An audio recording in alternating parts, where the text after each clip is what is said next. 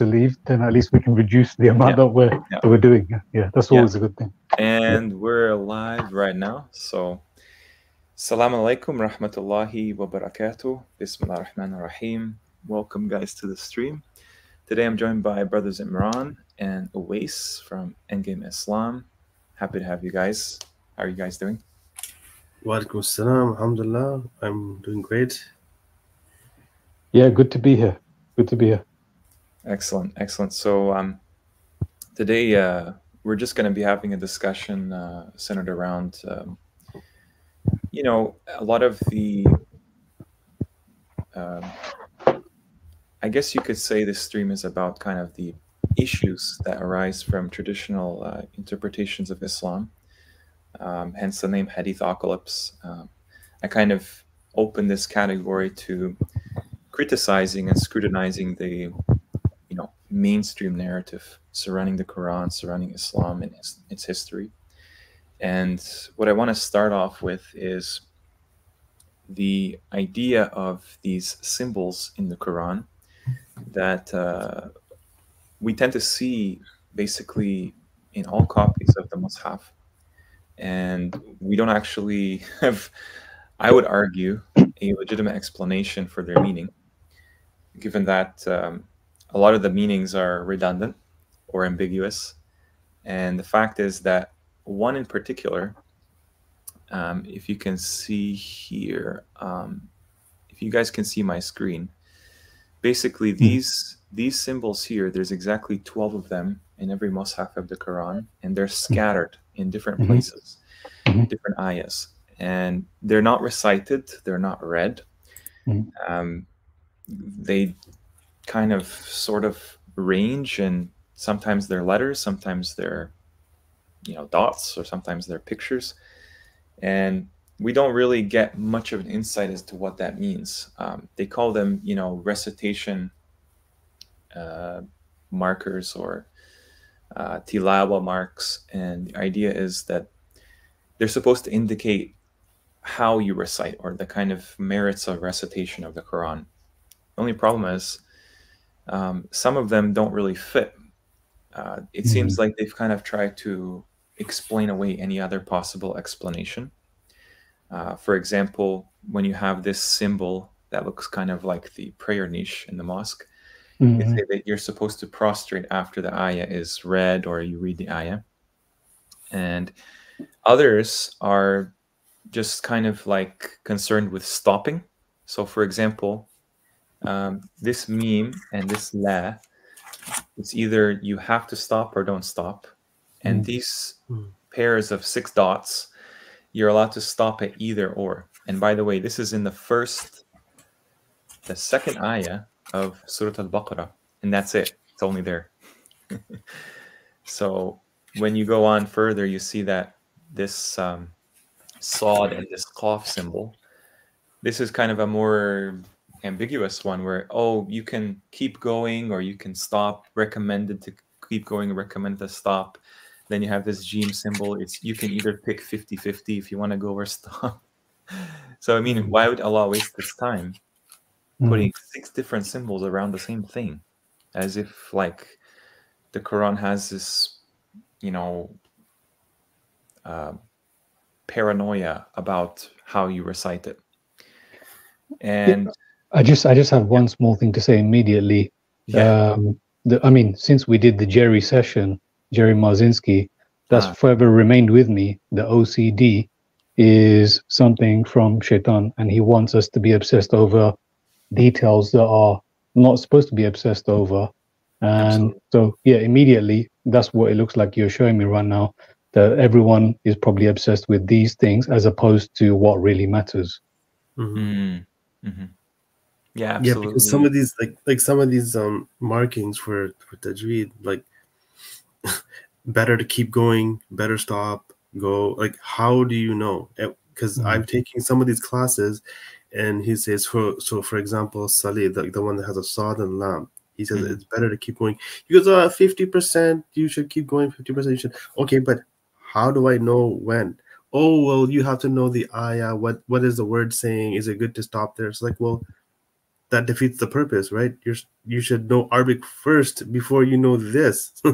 Yeah. Because or else how would you know when to stop? Yeah, exactly. And you brought up a good point there, because it seems like they're injecting some kind of subjectivity to the Quran, because if the Quran is all oral, then these symbols cannot be orally preserved. Exactly. In the sense that, okay, I'm talking to an imam that is one of the 30% that doesn't keep going when you see that Sa'at symbol. So how many imams do I need to get a good sample size of how I should recite the Quran? How many combinations of recitation are there? How many different ahruf of the Quran are there? How many different qira'at are there, right? It becomes unnecessarily complicated very quickly. So it seems like recitation is more difficult than to understand. Yeah. Because you have to, not only do you have to know these symbols, you memorize them, and you have to have you have to have a Quran that has all these symbols, plus reciting it, and then stopping and knowing, when to stop. It gets really confusing. So to me, it seems like they're hiding the real purpose of the Quran is to understand it in its meaning, instead of just reciting, knowing when to stop, how to recite it, right? It's like the policeman syndrome, where all these rules now are becoming more and more, right? Yeah, absolutely. That's the thing is, what is claimed about the Quran, clearly it can't all be right. And if it's not all right, then we have a problem, because what is the true answer? And I think that what you're going to see in this little kind of exercise in, criticizing the whole establishment narrative of Islam is that really most people haven't actually investigated the Quran for themselves. They just grow up, either they convert to Islam or they grow up in a Muslim family, and they largely do not actually think, hey, do I know this for sure? Or do I just hear it from other people and they believe it because that's what everyone else believes? So what I want to kind of illustrate is this particular symbol at the bottom. This is called Rubu' al-Hizb. And this is from the channel called Arabic 101, which is very reputable. And they seem to go, I mean, what you're talking about always about obsession regarding like the religion. I mean, there's like video titles on this channel that I just like laugh sometimes. Like if you were to remember all of these little rules about the Quran and reciting it, can you imagine like you would go crazy very quickly, because that's on top of all the sunnah. That's on top of all of the like obligatory acts in Islam. You know what it sounds like? You know what it sounds like? Do you remember always when we had Abu Bilal, and we're like, okay, how do we become better at the Quran? He's like, oh, you got to do 4 years of this, then you got to study this book, then you got to study that book, and this. Only then, on the last minute of your when you're alive, when you're in your deathbed, the last minute, only then can you give an interpretation of the Quran. It's like, whoa, why do I have to climb this big mountain to understand Allah's yeah, it makes sense. Well, yeah. No, I mean, obviously, we can see now. I mean, what he was listing back then was largely not even to do with the Quran. It's to do with the Deen. He was listing a whole different, I can't even remember because I immediately put it out of my ears and eyesight anyway. But the whole list, it's not to do with the Quran. It's to do with the tradition. It's to do with the I don't know, the history, supposed history, and the Sahaba, etc., so much other literature. But that's what we're used to. I mean, if you saw what David Livingstone said, what did he say? The bones of the Quran, right? As opposed to understanding that the Quran is the meat. So it's no wonder this is how everyone still treats it today. And that's why what you have listed here is just another example. Focus on these, because what Allah has said, is really not the most important thing, but how you recite this and how you learn how to recite this. I think it's very good what you're bringing up here. I've never really paid attention to these, but I can see it's yet another it's difficult to say, because I'm obviously, at the same time, we're grateful that we have people who have played their role in preserving this and reciting this, because it definitely helps me remember, the ayats of the Quran. But that is all credit to Allah. It's not credit to the people. It's credit to what Allah has said, and how this Arabic is, that how we are easily able to memorize this. But I think we can easily fall into the area of thanking these people that we're supposed to supposedly thank, as opposed to Allah, who has utilized people to preserve and keep it like this. So I'm not sure about these, what you've got listed here. I tried several times with my teacher to implement these, but with great failure. Yeah, I think the key word there is remember. Yeah, we're constantly challenged by Allah subhanahu wa ta'ala to remember. Those who do not remember, those who are heedless of the remembrance. This is really what the guidance boils down to, is who of them will remember. And how can we suggest that we have preserved the Quran, given that the religion we attach to it is so alien to the text?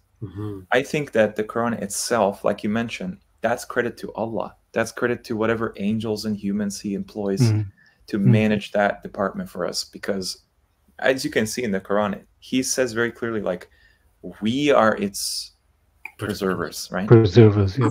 So him, the angels, perhaps whatever other beings he includes in that category, irrespective of whatever happens on the face of the earth, that's a promise. That's just always going to happen. Imagine, like, I use the example, like, if they were to burn all the Qurans, if they were to, just off all of the memorizers, can you imagine if there's just a million books of the Quran just come down from the heavens or something like crazy like that?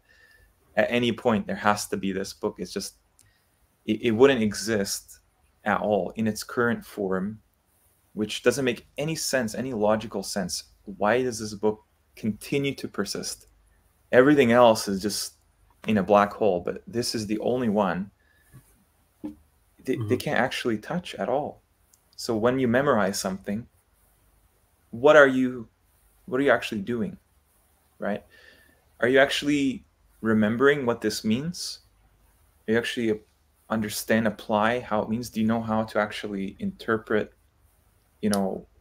all the various complex ways this very, explicit text teaches us what to do? I would suggest that because of all of the intricate ways people have kind of elaborated recitation, they have completely forgotten the message. It's like when you have a language, let's say a letter, right? And you know how to pronounce every single part of this letter in that language. You're a great pronouncer, but you can't actually understand what it says. So, like, for instance, I don't speak like, Italian or something. But let's say I'm really good at reading, like, pronouncing Italian, and then I don't understand a single word of what's in there. How would that make sense? How would that be? That would just be an exercise in futility, right? It's useless. It's the message that counts in the end, right? You haven't actually conveyed a message if you have a whole, competition in the world of who can actually pronounce this message the best without actually understanding it. And Allah says, what does Allah say? Who did he send the Quran to? Right. He sent it down to a people who think. Right. So not people who memorize or just continuously do things without thinking about it. People who understand from the heart to get its meaning. Absolutely, because the word for memorize is just protection, guarding, preserving. It gives a whole different idea that we have made this Quran easy to guard, easy to preserve.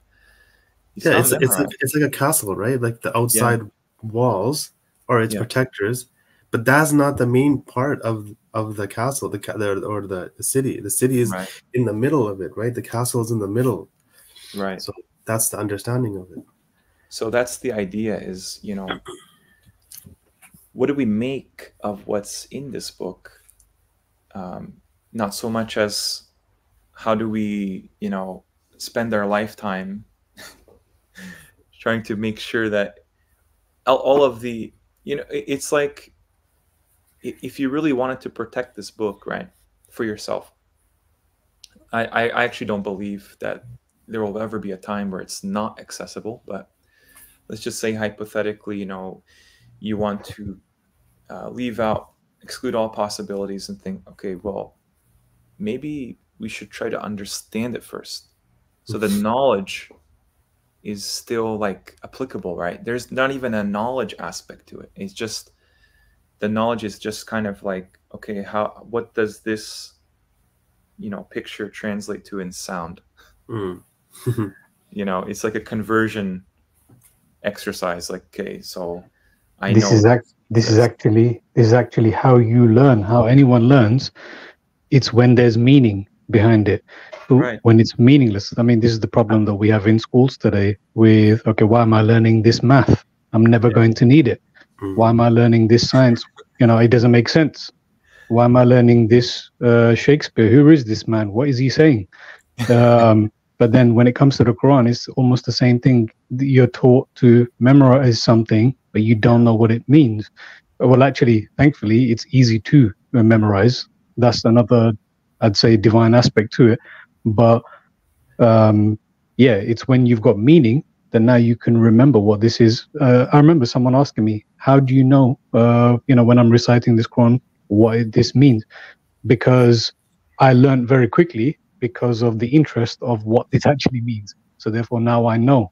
You know, otherwise all the previous 10, 15, 20 years don't know anything. But how is it that all of a sudden rapidly you can learn so quickly? Because now all of those barriers have been lifted, and now you can do what it is everyone's been telling you not to do, and therefore you can learn very quickly. So yeah, it's all about meaning. It's all about meaning, and that has to come first. Yeah. It's like the heart of it, right? Like if you miss the center of whatever you're, like, you don't encompass the core of it. Yeah, like the messengers in the Quran, like they say, I have encompassed you in knowledge, meaning I have made like a line that I know exactly what's in the center. How does that work if you're just always at the exterior, the superficial aspect of anything? It doesn't. If you control the center, you control everything, and what's funny, to move there. When you know, when you have to actually go into the understanding of it, oh, there's the hadith. Can't have. So it's like at every level, there's something there. First of all, you have this tajweed that has all these rules that kind of really don't make sense. And then when, okay, you know how to recite. Now go to the understanding. No, you have to have the hadith. And then you have to have somebody who teaches it to you. And there is no other interpretation. It's just that. Okay. Yeah. So again, it's like a police system. If Allah wanted it that way, where people just are born and die just doing as they're told, why would there be so much injustice in the world? Why would there be so much, you know, corruption in that? Because that's the norm. People just do as they're told. That's it. Well, he doesn't, I mean, he created you with the option to choose a path, not to just like be burdened by whatever you're. No, he doesn't see you like that. He sees you, who are the most righteous, because they have the choice. Whatever the men, women, whatever, you know, ethnicity, race, whatever, doesn't matter. It's just, who are the ones that follow me? Because the norm is people follow the world, other humans, other you know, things they have made deities, right? And it wouldn't make sense. It's too easy in that sense. How could the majority of humanity and jinns and stuff be in an eternal punishment, knowing that one of their main patterns is they just follow the precedent set by the destroyed civilizations in the past, which is called a sunnah. That's also a sunnah, right? Mm-hmm. They just go and, yeah, our fathers did this, so it's correct. Yeah. First of all, you have a tradition that you don't know where it came from, when it was introduced, but you accept it. And you see the majority do this, and somehow that makes it true. Sunnat al-awwalin, is that right? Yeah, the sunnah of the former nations, the former peoples, the first ones, the prior peoples, whatever. And that doesn't get any study whatsoever. I mean, this is contrasted with Sunnat Allah. Then you have something called Salaf. Salaf is in the Quran, and it's used mainly negatively, if not all the time. And it said, you know, accept what has occurred. So when it talks about how people had, you know, who to marry to avoid incest, he says, accept what salafa. So salaf is put as something like bad that happened in the past. But we're told, no, this is what we should be following. This, how Allah words things and the words he chooses for things cannot be ignored. They just can't. Because I said similarly with the word blood. Someone asked me about blood because there's apparently some information out there about how it's healthy to maybe drink animals' blood or something.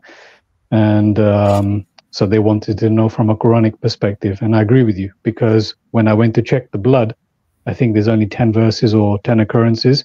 And it's interesting how all of those occurrences are only speaking about the blood in a negative way. So that tells you something as well. Yes, I agree. Yeah. You're going to see also some evidence that things that we have been taught as Muslims to really have a negative impression of this idea, Allah uses it differently, positively, and vice versa. So I'm going to show you just one thing Awais said here. He said that, you know, with the blood, you know, how do you say blood in Arabic? Dem. Dam. Yep. Dem. Right. How do you say Adam? Adam. So you're just adding an hamza. Yeah, the so the blood and Adam are connected. Yeah. Right? Because he's the first human being. So again, it's not all negative. You have to have the truth, the positive, to understand the negative. So when people go around, this is a lie, that's a lie. Yes. That's all you have is a lie. Yeah, exactly. And I think that's something worth looking at, is how the roots, the kind of what can you call it, like transcendent nature of the Arabic letters and sounds. You just substitute different sounds that are clearly related, because they're created in your throat to your lips. They're related in this way. They call them makharij al-huruf, the exit ways of the letters. So for example, you know, like you have ha is war, right? Harab means war. Gharb is like setting or west, right? Then you have karab. Karab means destruction or calamity. Kharab means devastating something. How is that a coincidence? The meanings reflect the sounds they're made from, as if the Arabic language, embedded in it, are all the truths, if you just study the relationships. Yeah, I feel like this has something to do with when Allah taught Adam all the names. Right. Because those angels perhaps have a way better understanding of this. I mean, they still kind of, like, all the commands would be in Arabic, wouldn't they? All the angels and like they would probably see how this manifests in our world, literally. And I think to myself, like, well, how could this be the only language that has this? Like, you don't have synonyms or homonyms, or you don't have like, everything has its correct place, right? And so, yeah, the whole kind of bringing up the definition based on the root, like you'll see all the time through, you know, Quran corpus or different dictionaries and stuff, they'll have like everything the same translation except for one verse. That one is different, even if it's the same word. How does that work? It would have to reflect the sounds used to create that word, but it doesn't in all cases because there's something being, you know, hidden there, right? I just wanted to kind of focus on this particular symbol here. And this is something I've been looking at. So if you can see on the bottom left there on the screen, this is actually an octagram with a dot in the center. And what it refers to is something called Rabu' al-Hizb, which means a quarter of a party, or quarter of... Funny enough, Arabic 101 made a grave error and put it as a quarter of a juz. It's actually a quarter of a hizb, which is a half of a juz. So we're told in Islam that the Quran is split into 30 sections called juz. And these are each section is read every night of Ramadan during Tarawih. But they can be further subdivided into 60. So half of each juz has 60. Then each of those hizbs is divided further into 4 sections called rubu', or quarters, right? So you would imagine logically, if there's 30 juz and half a juz, there's 60, and a quarter of a hizb, that would mean 240 of these symbols. That's what they claim. But when you look at the text, the Mus'haf of the Quran, you cannot count that many. There's far less. So that suggests the definition about this particular pictogram in the Quran is wrong. It's supposed to mark every 240th of the Quran. And there's not even 240 markings. Again, this is an example of people just taking things verbatim without looking deeper and actually seeing, does that pan out in actuality? So let me just see if I can... So can you see this article here? So this article is about this symbol, right? That's how it looks like, usually. What's interesting is it's an octagram with a circle in the center, like a dot. And that's how you'll see it depicted. You know what? I'm going to show you a document. This is the standard explanation for what this means. And there's no proof of it because we take it blindly that it's actually in there in the Quran 240 times. One thing I was doing is I have an app where it subdivides the start of each of these quarter divisions by the ayah it's supposed to be in. And somewhere near the end where the surahs get smaller, I noticed that I would click on it and there's nothing there. It's just the ayah. I think that's strange. Why wouldn't it be there? It would be the start of another quarter of this hizb, right? Well, what I noticed very quickly is, and I can show you here as well. So you can type in Rubu' al-Hizb, right? Let's say I go 239, right? And you go in there. This is the ayah it's supposed to start with. There's nothing there. Can you guys see that on the screen? No, you just look on Wikipedia here. Oh, it's still on there? Oh, one sec, sorry. Okay. Right. So I'm just going to show you the process. So if you type in this, right, this word, you type in the number you're looking for, it will give you the ayah where that symbol is supposed to be there, that in that order, right? Well, guess what? There's nothing here. This is the ayah. There's nothing here. You mean to say that that marking is in the Mus'haf, but when you go here, it's not there? No, it's not in the Mus'haf. Oh, it's not in the Mus'haf either? Because they would show it. They would show it. If I go, for example, this one here, the very last instance, okay, allegedly.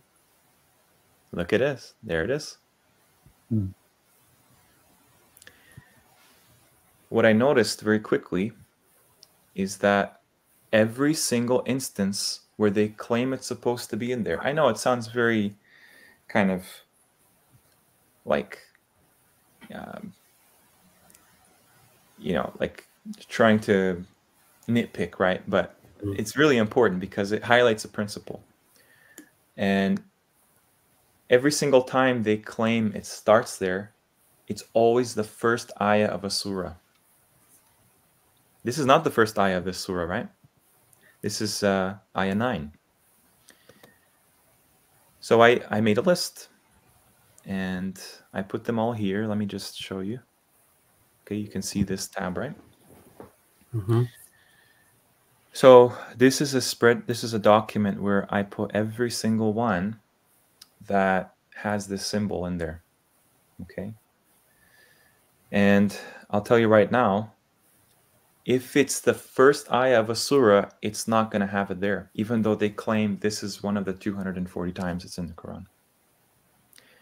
That tells you human nature is to just follow and obey. Because this is something like obviously provable. And there's no explanation online whatsoever. It's not even thought of as even preserved, right? They tell us that the Quran is just the bones. It's just a skeleton text. And then they added the diacritical marks, the tashkil, this recitations, and these symbols and everything else, even the numbers of the ayahs and surahs. What if it is preserved? Every single marking of the Quran is preserved. It's just we haven't been taught this or taught even to study this. I counted them all up, and you can double check my work if you want. I counted exactly 199. Nowhere near 240. Okay.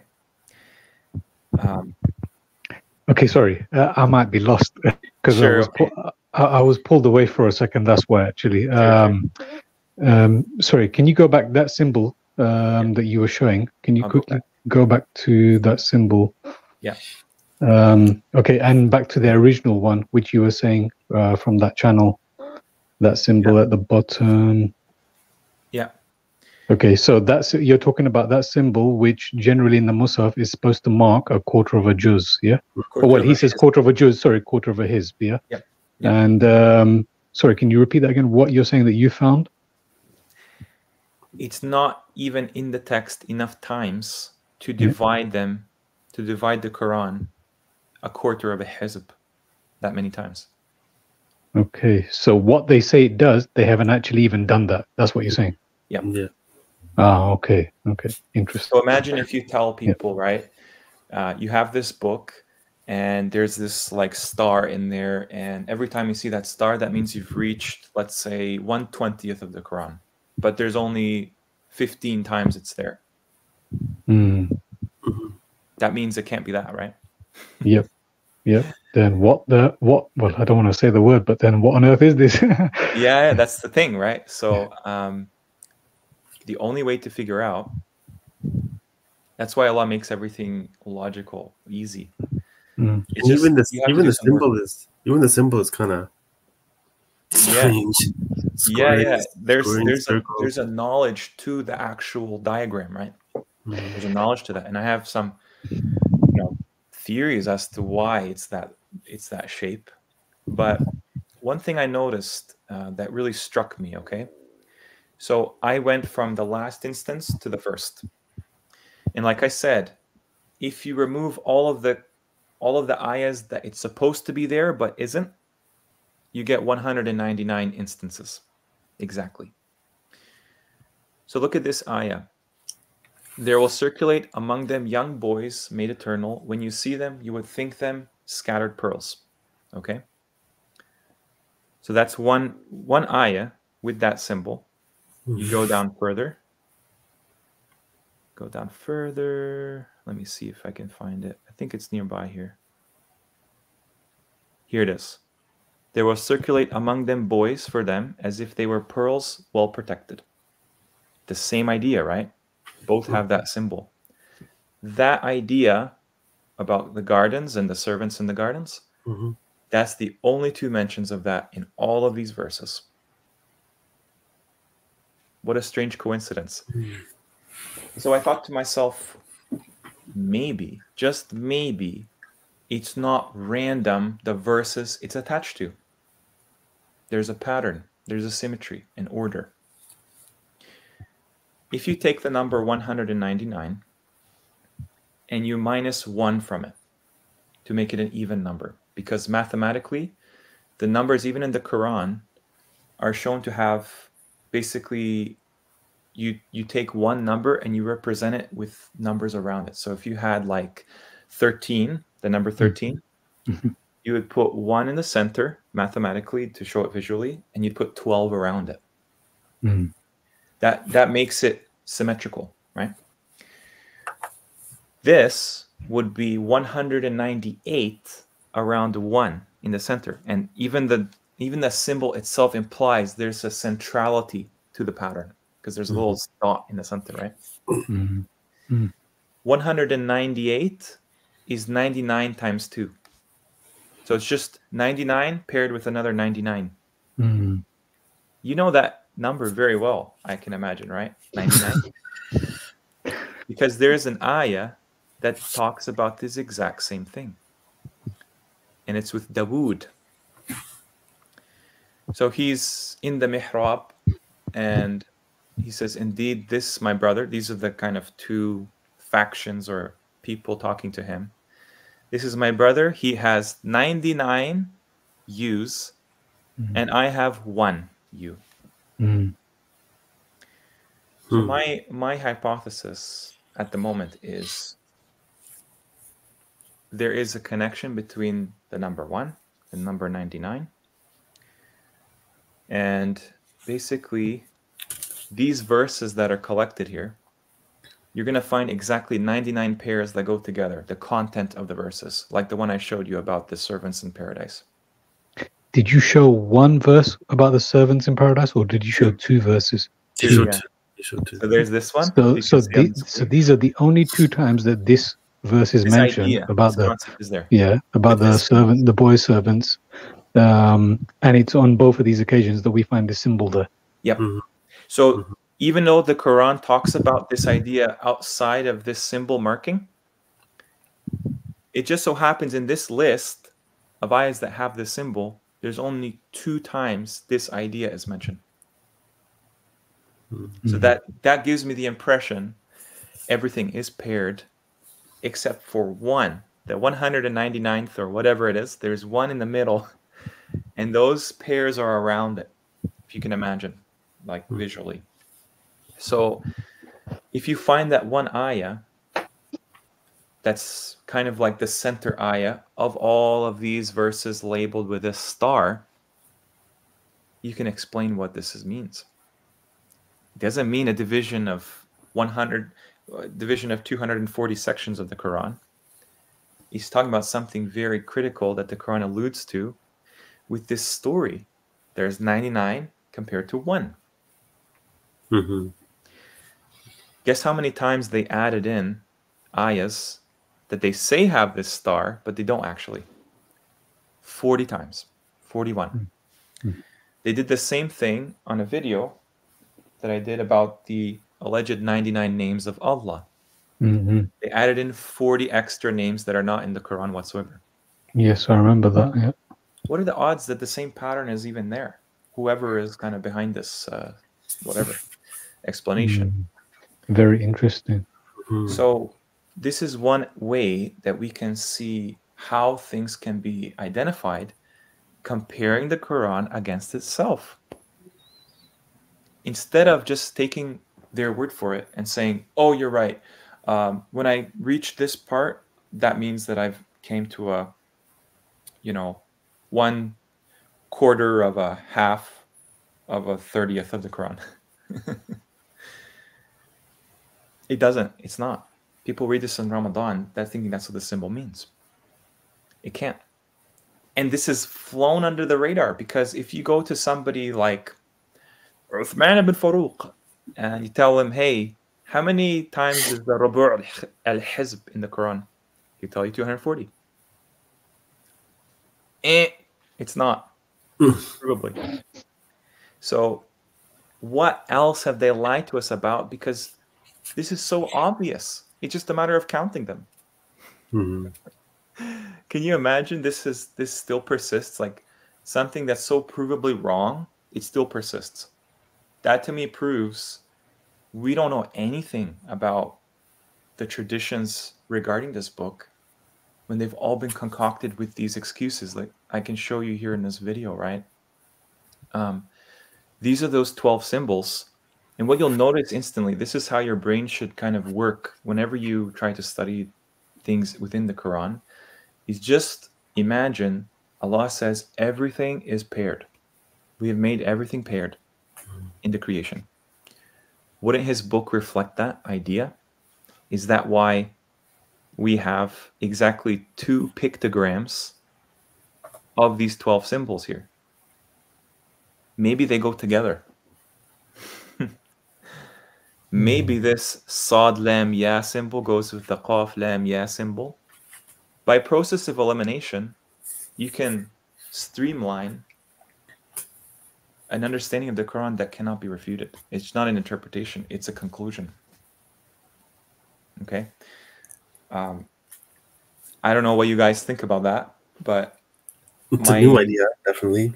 My impression is that the Quran is consistent and universal, and although you can find what many kind of deeper meanings of symbolism throughout it, there's an overarching story, there's an overarching concept that's always going to be the same. That's part of why it's the truth, because the truth is consistent. The truth doesn't have any changes regarding it, right? So when you see that, you know, something appears like there's a pattern, appears like there's symmetry, that's not a coincidence. That's proof of an intelligence, right? And that's how I approach this kind of concept is, yeah, we don't have a starting point, but let's assume we found the Quran, let's say in a cave, we didn't know anything about it. How would we understand this book without scholars, without hadith, anything? How would you understand? Yeah. I mean, I love how you see things. I think Brother Imran has got a very similar vision to yourself. These things that you see with shapes and numbers and patterns and designs. And what I will say is, I mean, on this, how will we understand? Well, with this, it still seems to me like they are putting in things to just keep us away from what should be done. I mean, this is the blueprint of Satan, right? Continuous distraction. Yeah. Look at this, study this now. Never go here. You know, how many people do we know probably reach the end of their lives and never touch what the Quran actually even says? Exactly. Because the whole, I don't know, 60 plus years they've been distracted from that. This seems like another one. This thing about even you're right. You're saying that, you know, we've been lied to continuously. This thing about what is it? The harakat. See, this is why I'm bringing this up, because you've got these symbols here, but they're kind of connected to the harakat in the Quran, because people say that they were placed afterwards. But as we know, we agree that no, that's impossible. As you rightly said, I mean, one of my students, he said Bismillahir Rahmanir Rahim, and he's made the mistake of saying the one that belongs with Shaitan. And he said, you know, but it's that close, isn't it? The dots. If you don't have the dot, then how do you know the difference, as you said, between Rahim and Rajim?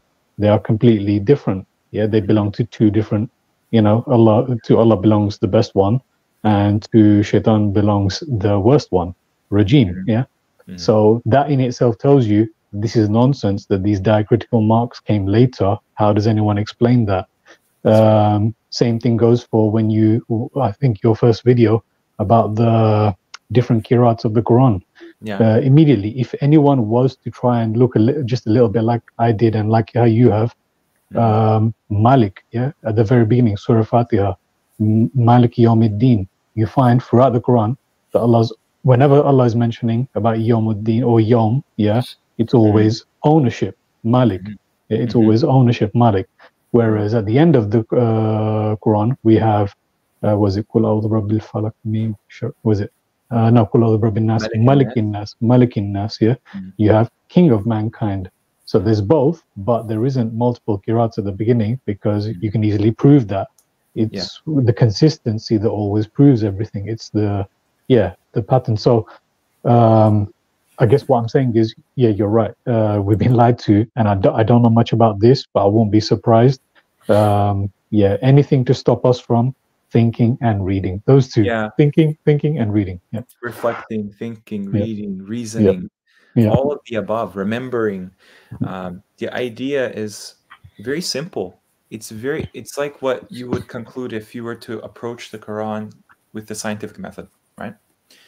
So you have this data in the form of ayahs, and so you just compile the data. So this sajda mark, this sajda tilawa, it's however many times in the Quran. Take all of those ayahs there. You know that this is from Allah. Why would it be random? Why would any of the markings in the Quran be random? No, this is not the work of a human or a jinn. It challenges people to prove that it's not that, or that, people can change it or anything. No, it's the same mushaf, like you mentioned in video or something, that suhuf mutahara, they're purified suhuf. So the idea that the Quran is just some kind of recitation exclusively, it doesn't work with the actual thing they're reciting, because it says purified sheets or pages, or like a manuscript, suhuf, mushaf. Yep. Same root. What you said about Surah Al-Fatiha, Malik and Malik, it's even more ridiculous when the word sirat is not even consistent among the qira'at. Sometimes it's zirat, sometimes it's sirat. That cannot work in Arabic, because Arabic is based off of roots. How can you have ambiguous sounds and roots that goes against the meaning of what Arabic means? Araba, something expressed clearly. Pure. Yep. Something pure. I would say that even the native Arabs, when you look at it like this, I'd say that the native Arabs have been played a bigger game upon them. Yeah. Because when I come across these, native Arabic speakers, and they should recognize this immediately. But the fact that a lot of them blindly follow and believe what they believe, and yet this is their language, right? That's even more absurd. I mean, this is not even my first or second language, but it takes a little bit of study. Yeah. That's maybe the advantage we have in a sense, because if you grew up linking Arabic, using it all the time, and it's like with English, we don't really think about the etymology of the words we use in English, right? We don't. No. The same thing if you speak Arabic. You think about like, oh, Rahman, whatever, most merciful or whatever. Yes. It just becomes part of you, right? Yes, I understand what you're saying. Yeah. And that's why Allah doesn't give anyone an advantage over anyone else. Everyone has an equal starting point. They have, shortcomings, but they also have a unique possibility to understand the Quran. So if you speak Arabic, you have like a lot of the work done for you, because you can understand the grammar, a lot of it. You can understand so much. So much of the Quran is intelligible, right? Which wouldn't make sense if Arabic was a fake language. It wouldn't be intelligible at all. But for someone that doesn't speak, then you have a clean slate. You don't have the baggage that comes with the definitions that have persisted as modern definitions of these same words. That's really what's been lost, in my opinion, is just like we have changed the meanings of the very same words in English over time, the meanings can be lost for Arabic words in the same way. But the words themselves are the same. The Quran itself, the language itself hasn't changed. We have foreign words in English that we use all the time in vocabulary. Just like modern standard Arabic, it takes loaned words from other languages, from modern concepts.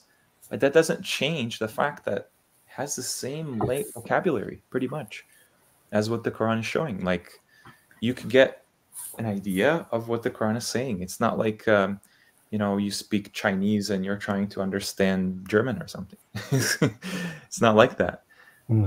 So I think that's why, like, if you just come to the Quran with a clean slate and just approach it, you know, critically without assuming anything, just let I've often said, like, sometimes you don't actually look for something, it finds you. Right? And that's how you know there's something of a conclusion there. It's not really an interpretation. It's like, well, this has to follow then, right? When we read the Quran and we conclude that it's from God, are we interpreting the Quran we think it's from God? No. There's something in us that recognizes the truth.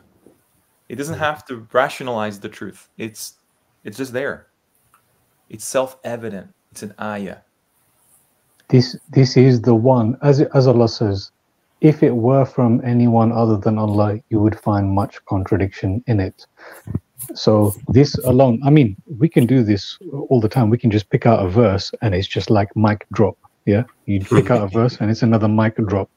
If it were from other than Allah, you would find much contradiction in it. That's it. The end of. You know, when you go to every other source of information or any book, there are contradictions. Yeah, there are things that are incorrect. And as I just gave just one example right now, you know, when they try to say the multiple kirat, well, the only time Allah mentions owner, you know, Maliki Yawmiddin is always with Yawm. So that's your, you know, it's consistency. There's no contradiction. Yeah. So, yeah. Yeah, I like how Arabic is like, you know, like I don't know why people deny it, but it seems like everything connects to Arabic. You know, doesn't matter how far back you go in history, even the language we speak today, it's all based off of Arabic. Yeah. So this language is gonna have a uniqueness to it. Yeah. Yeah, it's like the more you study it, the more you're convinced that there is no possible like competitor or candidate for the language of humanity, for the language of just something that's interesting is I'm going to show you right now. There's two words for language in Arabic today because they mean slightly different things. And the Quran, sorry, if I could just quickly squeeze in, because I just lost my train of thought there, but it's very important. Yeah. The reason why I was saying what I was saying is because I am getting the impression from a lot of people that they are finding, they are being, you know, they're feeling confused sometimes, or they're feeling doubt. And I know why this is, because we are so connected to this technology, that we're so connected to so much information coming from so many different sources, right? That those who are not grounded first and foremost in the Quran, those who don't maybe have a method, or maybe they're just still freely listening, because there are a lot of people freely listening and following. So it just still goes back to those who are thinking and reading. Yeah, it still goes back to those two words. I was in a conversation with someone yesterday, and I thought this is the common thing. These two words, thinking and reading. I mean, put religion aside. Put religion aside. Yeah. Put even Islam aside. We go back to 2020. The craziness that we saw taking place. It was the difference between those who were thinking and reading and those who weren't. Yeah. You know, they'd say something like, "Did you actually read that? Is that what that said? Did you read that? Oh, is that what that's telling you you have to do? Is this law?" Brother Imran knows this. Oh, is this what the law is telling you to do? Did you read that? Is that what that actually said? Right. Yeah, these two words, thinking and reading, is where the problem is, whether it's medical, whether it's financial, whatever it is. But the same thing applies to here. And it's very interesting that Allah points out the masses will not do this. They will not read and they will not think.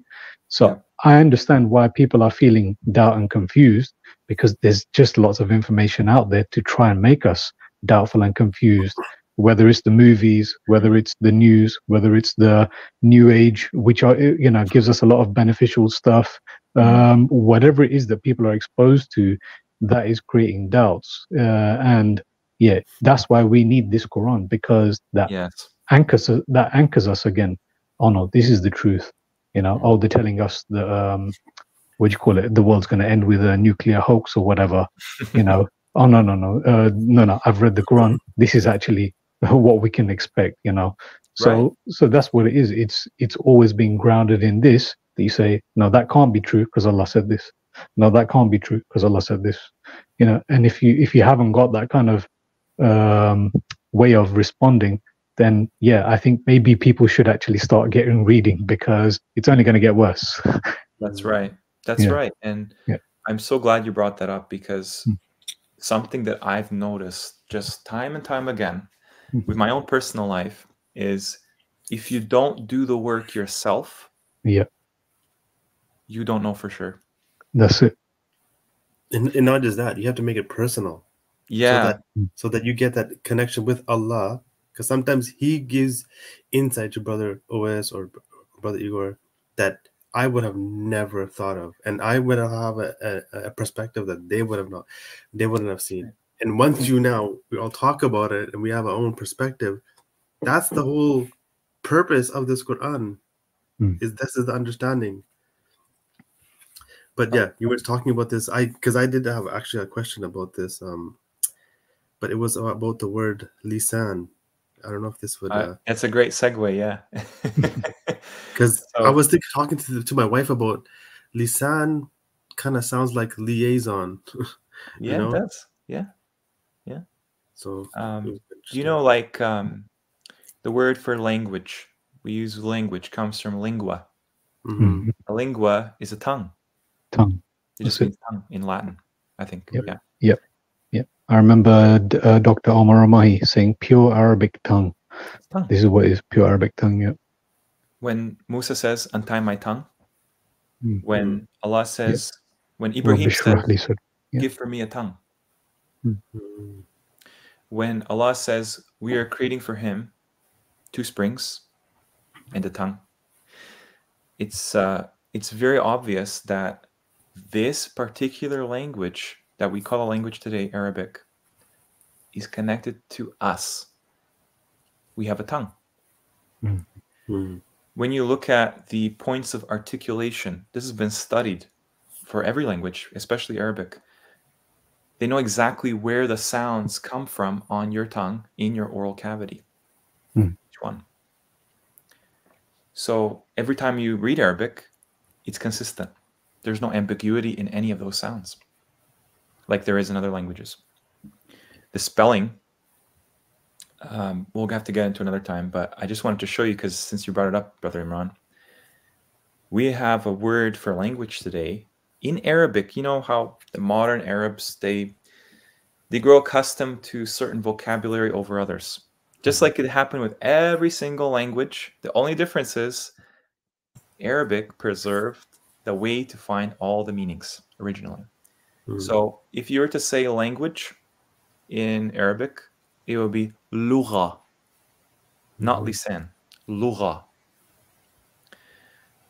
Sorry, could you repeat that? So lugha is?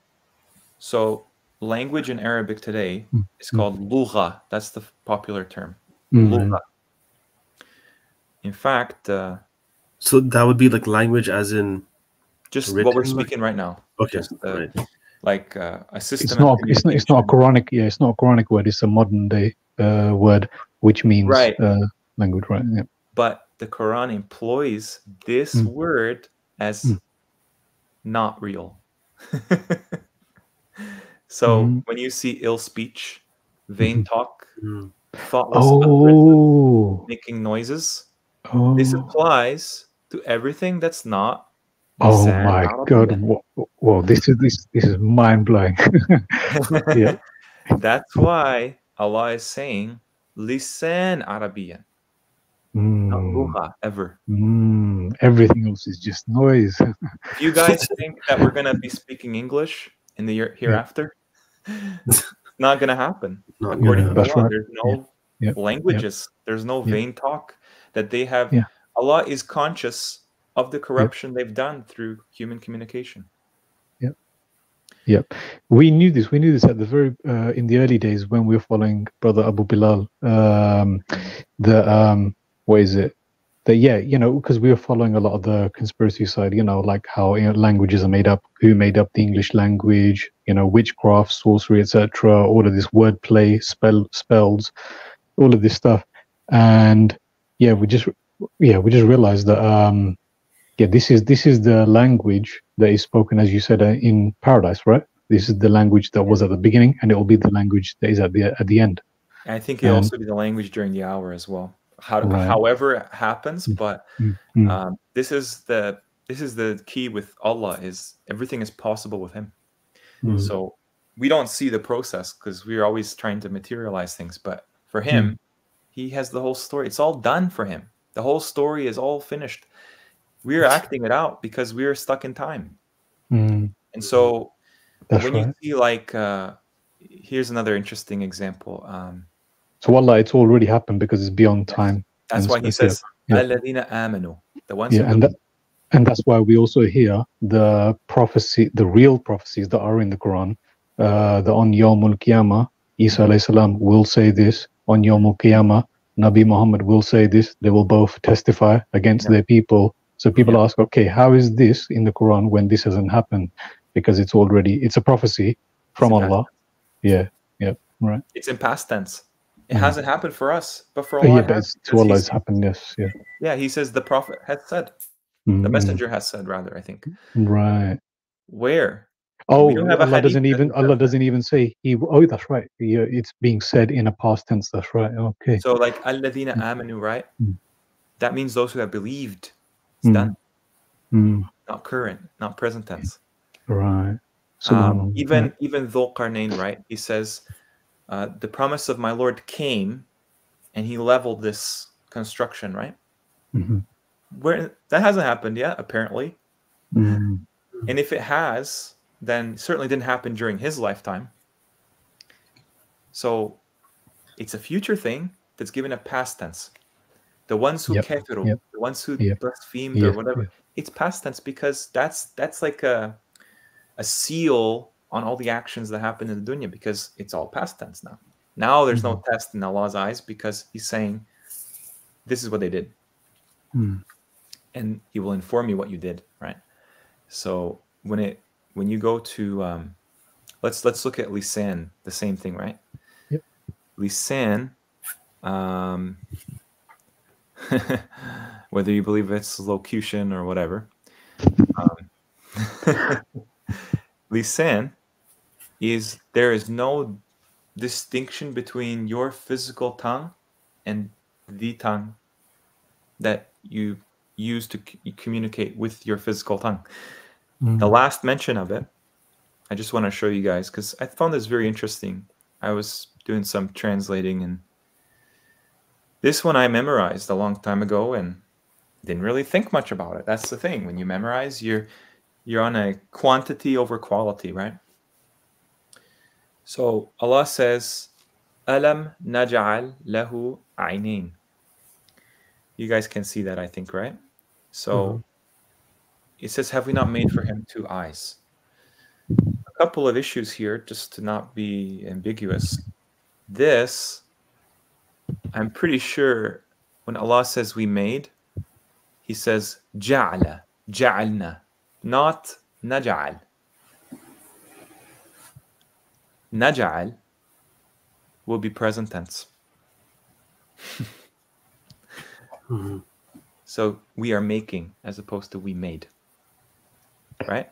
Allah says many times, ja'alna, ja'alna, we made this, we made that, done. This one, though, is naj'al. So that's present.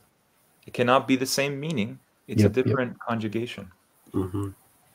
And this, is this two eyes? Because I can find Surah Rahman. It says, Aynan. You have Ayn means spring, Aynan means spring, Ayn in spring. What is the difference between Ayn meaning spring and Ayn meaning eyes? How would you be able to tell? There's no ambiguity in Arabic. So I'm going to go with springs because that's the plainest explanation, at least for this particular word, right? Doesn't mean that they're not from the same root. Maybe eyes is also in the Quran somewhere. But Aynain, are we not making for him two springs? Totally different idea, just from word for word extraction. And a tongue. You know what lisan is, right? Because lisan is Arabic. Is Allah making people speak Arabic one day? Perhaps that's why everything will come true in the Quran, because there doesn't seem to be any quotations in any different language from Pharaoh, from Isa, from Bani Israel, from Muhammad. Everyone is just speaking Arabic in the history in the Quran. Just makes me wonder, like, what is actually happening? And with this combination, right? How they will hear no ill speech. Why? Maybe Allah understands very well what the dunya is, that it just amplifies the corruption, so it gets separated from the things that are pure. And then eventually everything goes in its right place in the afterlife. That's kind of what I see the dunya as, his testing ground.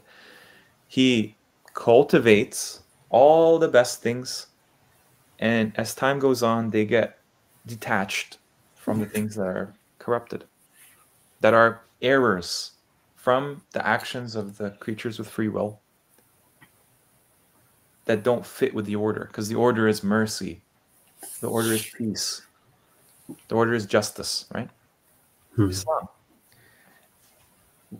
Why would all these languages persist in the hereafter if they're proven to be corruptions? And this is not this is not to show any Arab nationalism, because Arab countries, they also use kind of like their own local, dialects of what the Quranic Arabic is, right? Yeah, I mean, just to give one example, what you're saying, when you look at devil and the connection with diavolo, or they say, it's possible that this came from this Greek word, yeah. So you can see immediately that when they say it's possible, they don't know, or they're trying to suggest, but it's the other way around, that this actually came from Iblis, yeah, devil, Iblis. diabolo, Iblis, yeah. So this is what they do. It's possible it came from this Greek word. It's amazing, isn't it? Everything that comes from Allah is one. Everything in the creation is a plurality, at least a pair, or whatever, however many gods, however many religions are. It's a complication that's unnecessary. Allah, everything is ordered. One God, one language, one religion, one final messenger, one community he established so what we have is shirk in opposition to that, creating partnerships with these things that are from Allah. We can't do that. It's so bad, in fact, that it actually is given weight by not being forgiven on the deathbed, right?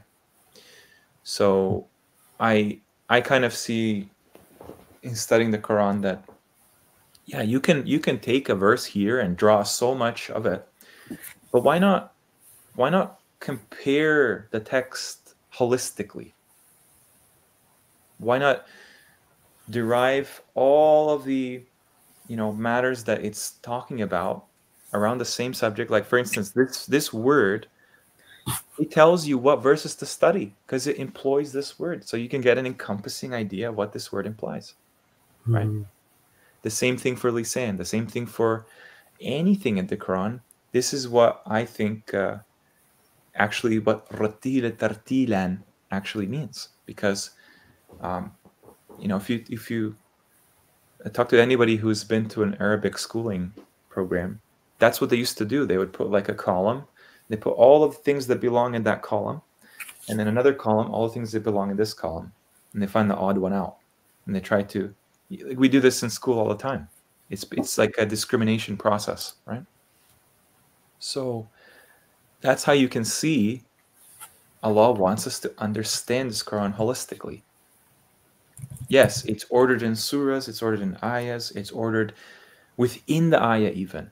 How all the order matters in the Quran.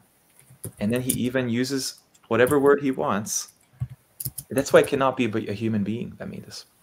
It cannot be even a jinn. Both of them make mistakes.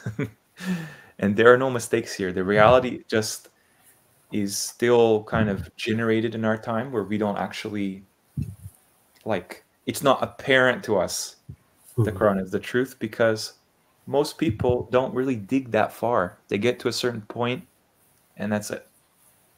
Oh yes, Allah and the unseen and the angels in the last day, but we're spinning around space.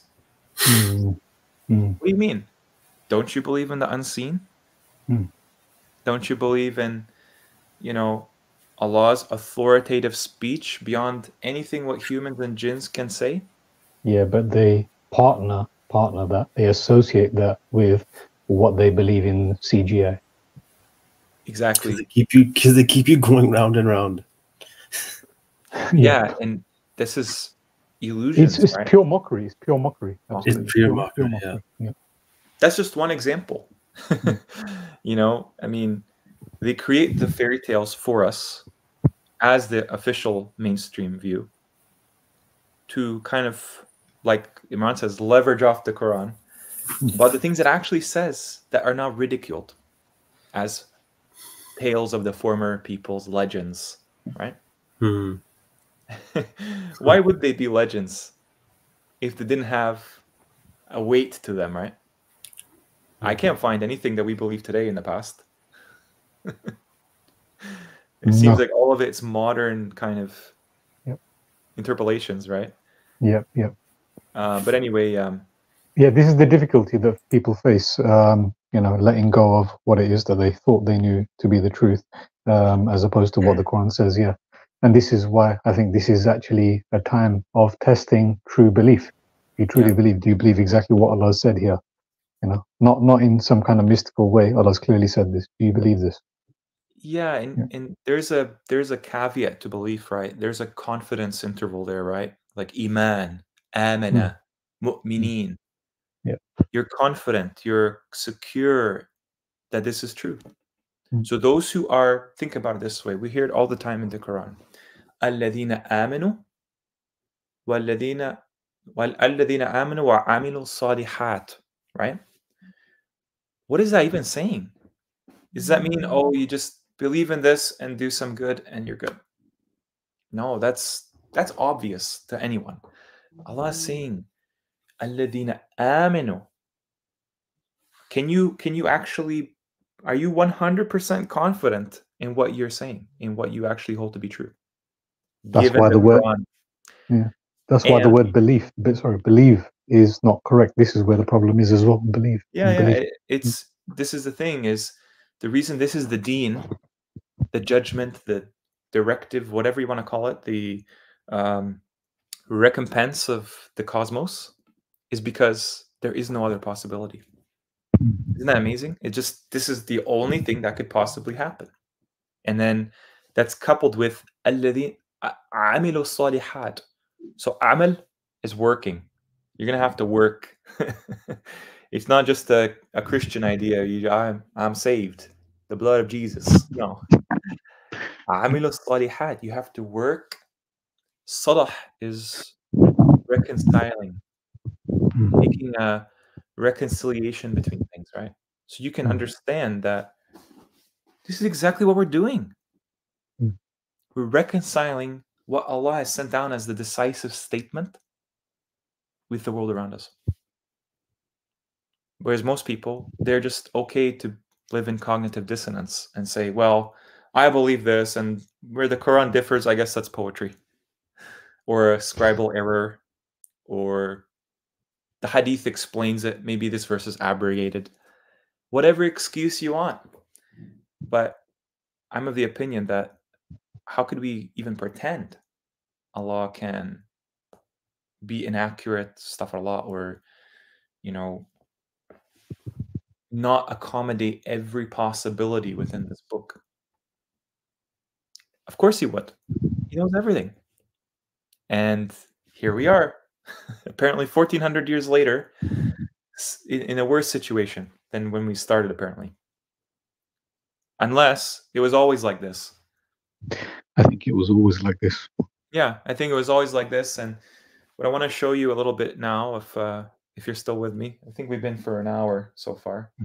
Don't know if you want to take a break or not, but no, I'm good. Yeah. Okay. The reason why I said I think it's always been like this, because I've been looking at some of these old movies, and I look at the skies, and I see the spraying, and I think, wow, this spraying has actually goes quite far back. You know, a lot of people, when they wake up to the spraying in the skies, they think it's something more recent than you. It's definitely heavy and massive now, but if you go back far enough to, you know, to old movies, you can see that, yeah, this spraying goes very far back. So that's the reason why I say a lot of what we think is kind of new or unique to us, I'm not saying that there isn't, but a lot of things are actually quite old, ancient, and maybe if not, then it was done in a slightly different way. But basically pharaonic tools, pharaonic oppressions, pharaonic stamps. Yeah, the kind of calm low to liberalism, free kind of hedonism, very old, incredibly old. Nothing new under the sun in that, you know, in the Bible. Yes. Why did they increase the spraying? Maybe there's something we should be seeing in the sky that they don't want us to see. Yes. Who knows?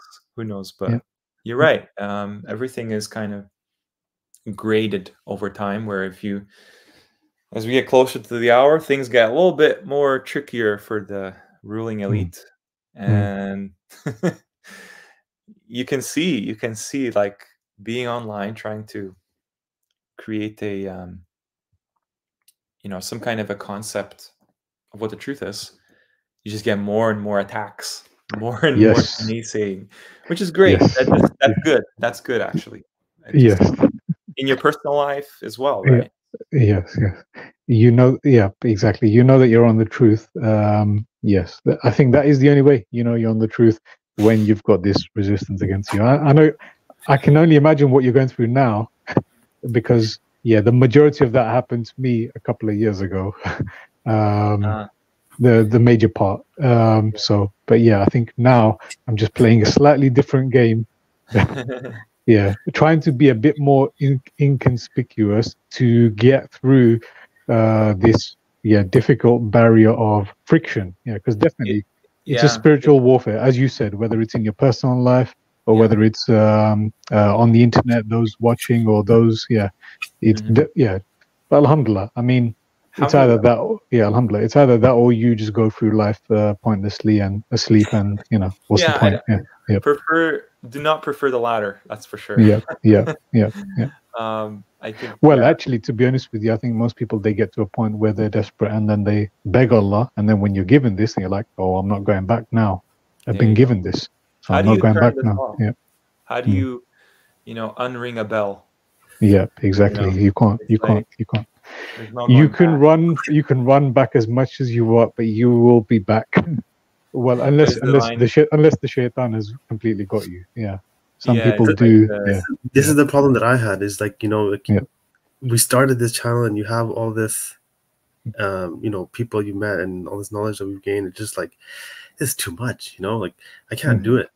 And then you made up your mind that you can't do it, but then you're you know, the inside, you're just like, it doesn't stop.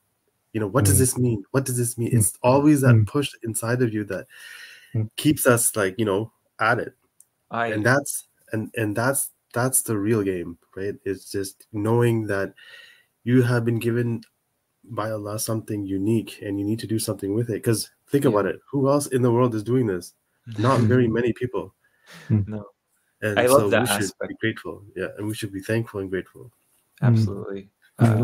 I love the aspect of the constant path for learning. It never ends. It never ends. But at the same time, along the way, you get checkpoints where you've reached a certain amount, and then you're like, wow, I can breathe a bit. Now I feel like my world is so much broader than it was. Brighter. And brighter. Not just dark. Knowledge is compared to light, right? Like you were saying. Allah is nur as-samawati wal ard. That's right. Now, can you explain that? That's the trick. Well, I can try right now. I can say that Jesus is not the light, and I can say that Muhammad is not the light either. I'm sorry to say. Well, I'm not sorry to say. But that's not sorry. But, and then you have to ask, what does being illuminated really mean? What does enlightened really mean? It has to do with light. right? Yeah. So if you want to say that, some people say that, you know, that the Prophet Muhammad was enlightened or Jesus was enlightened. They even say that Iblis was enlightened. He's the light bringer. Yeah. So meaning Iblis isn't the creator of light. He is Correct. the light is the knowledge, and the knowledge is Allah. That's right. But anyways. Yeah, absolutely. Well, I do find it interesting that we don't have a name for Iblis in the Quran that refers to him as some kind of light source. It's very interesting, but these others, yeah, we seem to find elsewhere in the world we have literature that refers to him as being some kind of light source, even if it is a false light source. That's interesting because I haven't seen any indication of that whatsoever. You're right. But the only indication is that Allah is the light, right? But I think Allah, you know, he describes Iblis as arrogant. Yes. Right? And that is so key, because now when you listen to certain people talk and that arrogance comes out, then the light switches on in your head. Right. Arrogance, really the biggest barrier to learning and knowledge that ever will exist. Exactly. Because it's like you pretend you know everything. So how could you possibly learn? You act like you know. I know I'm better than you. I know, because I'm physically better than you. Therefore, I know I'm better. That's what that is. Yeah. Very good discussion so far. I hope everyone in the chat is still alive and well. So yeah, salam everybody in the chat. Sorry, I didn't actually do the local salams usually as I do, but hope you guys enjoy the stream so far. And yeah, I wanted to kind of look a little bit deeper into the history of this kind of hadith skepticism, shall we say, because it seems like this idea is not new at all. It's been around since the very beginning of the mission of the Prophet Muhammad. And obviously, we have similar stories about, you know, the followers of Isa, the followers of Musa, the followers of every messenger. There's a split or a schism that happens.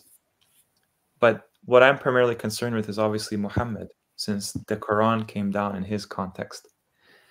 And what you're going to see is that we've kind of been undersold, I like to say, because apparently this mainstream opinion only comes later, right?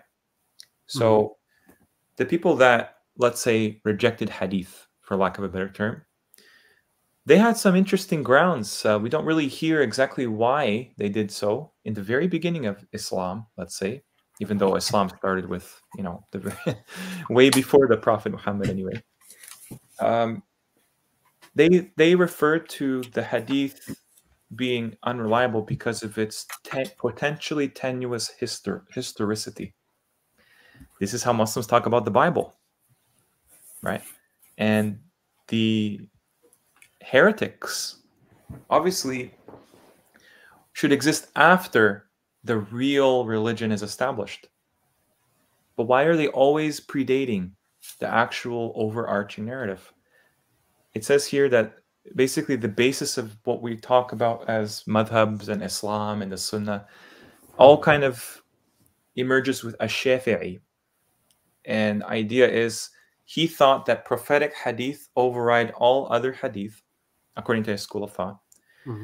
And it is unlikely that consensus yet existed for this view at this time, as he would come to spend great effort on promulgating his views over other ones. For those who criticize the reliability of hadith on the basis of their long phase of oral transmission, so they don't deny that it took a long time for this to come to fruition, it wasn't present from the beginning. Ash-Shafi'i responded by arguing that God's wish for people to follow Muhammad's example would result in God ensuring the preservation of the tradition. That's circular reasoning. The tradition explains it's like he said that Sunnah became a source of divine revelation. Point of contention number one. And the basis of classical Islamic law, especially in consideration of the brevity dedicated to the subject of law in the Quran. So these are all assumptions. He's assuming the tradition is from God. We don't know that. He's assuming it's a revelation, the hadith corpus of the Sunnah.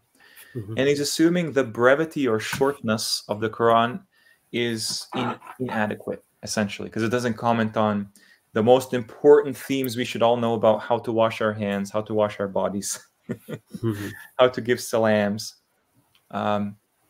Really, it's amazing. It's like putting the cart before the horse, right?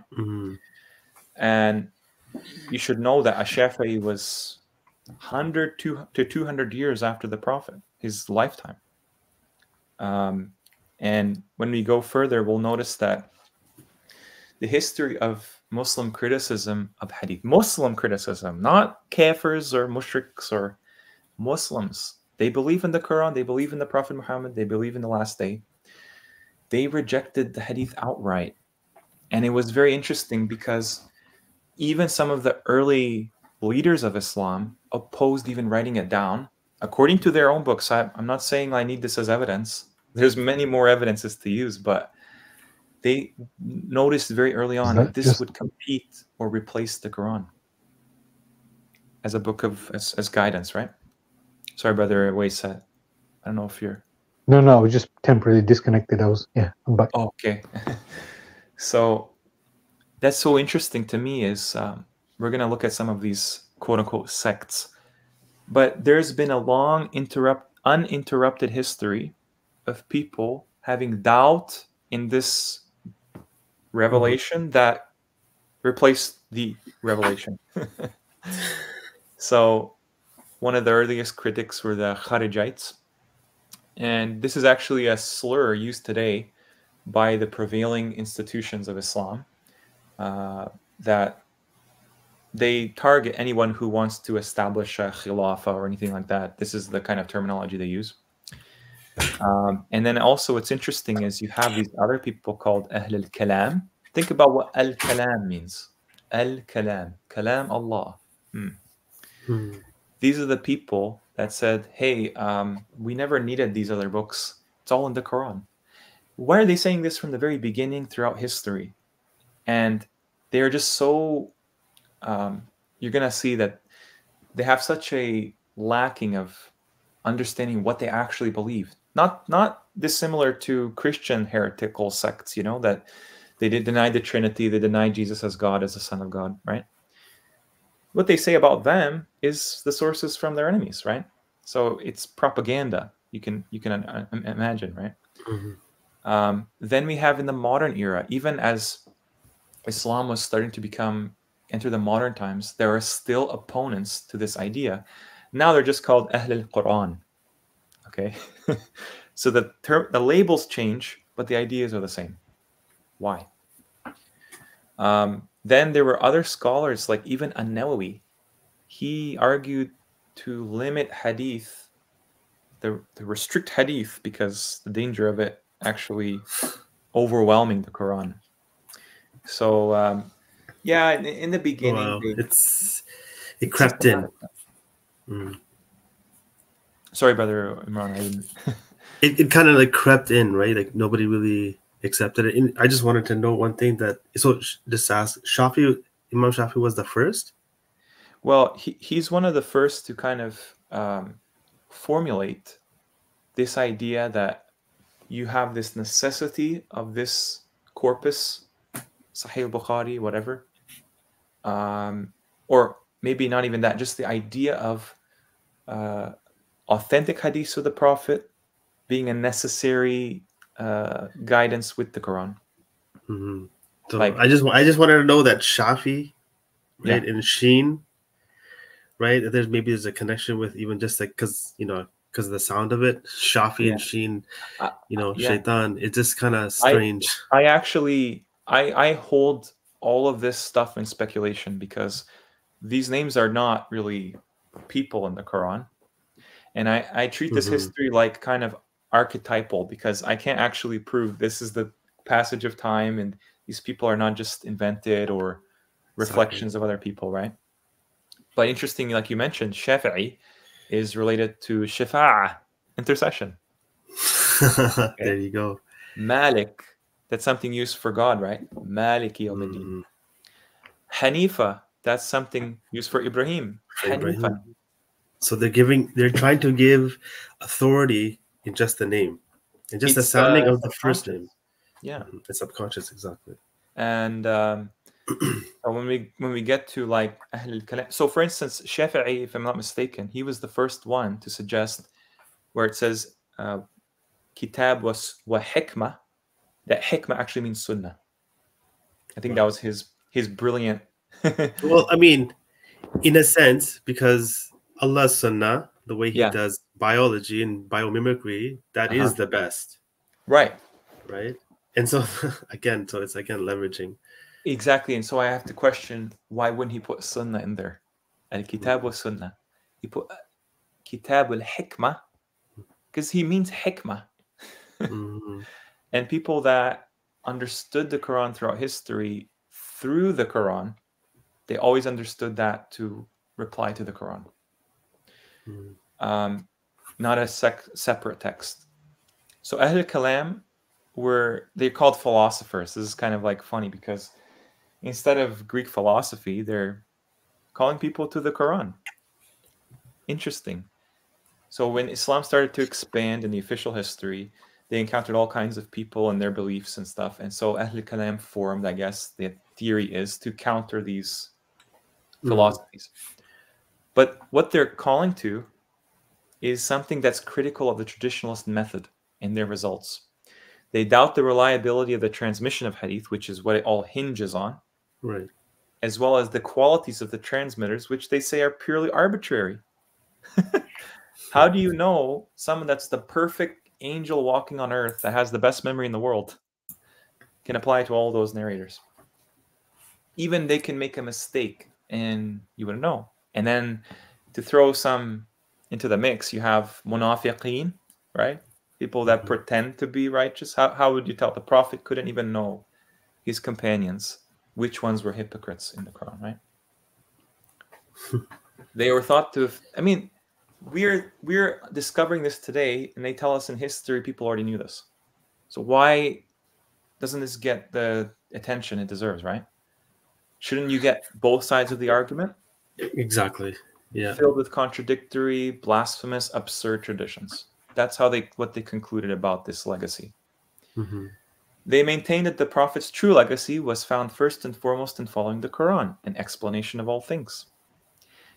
Which hadith should never be allowed to rule on? There are scholars actually that suggest the hadith rules the Quran all the time.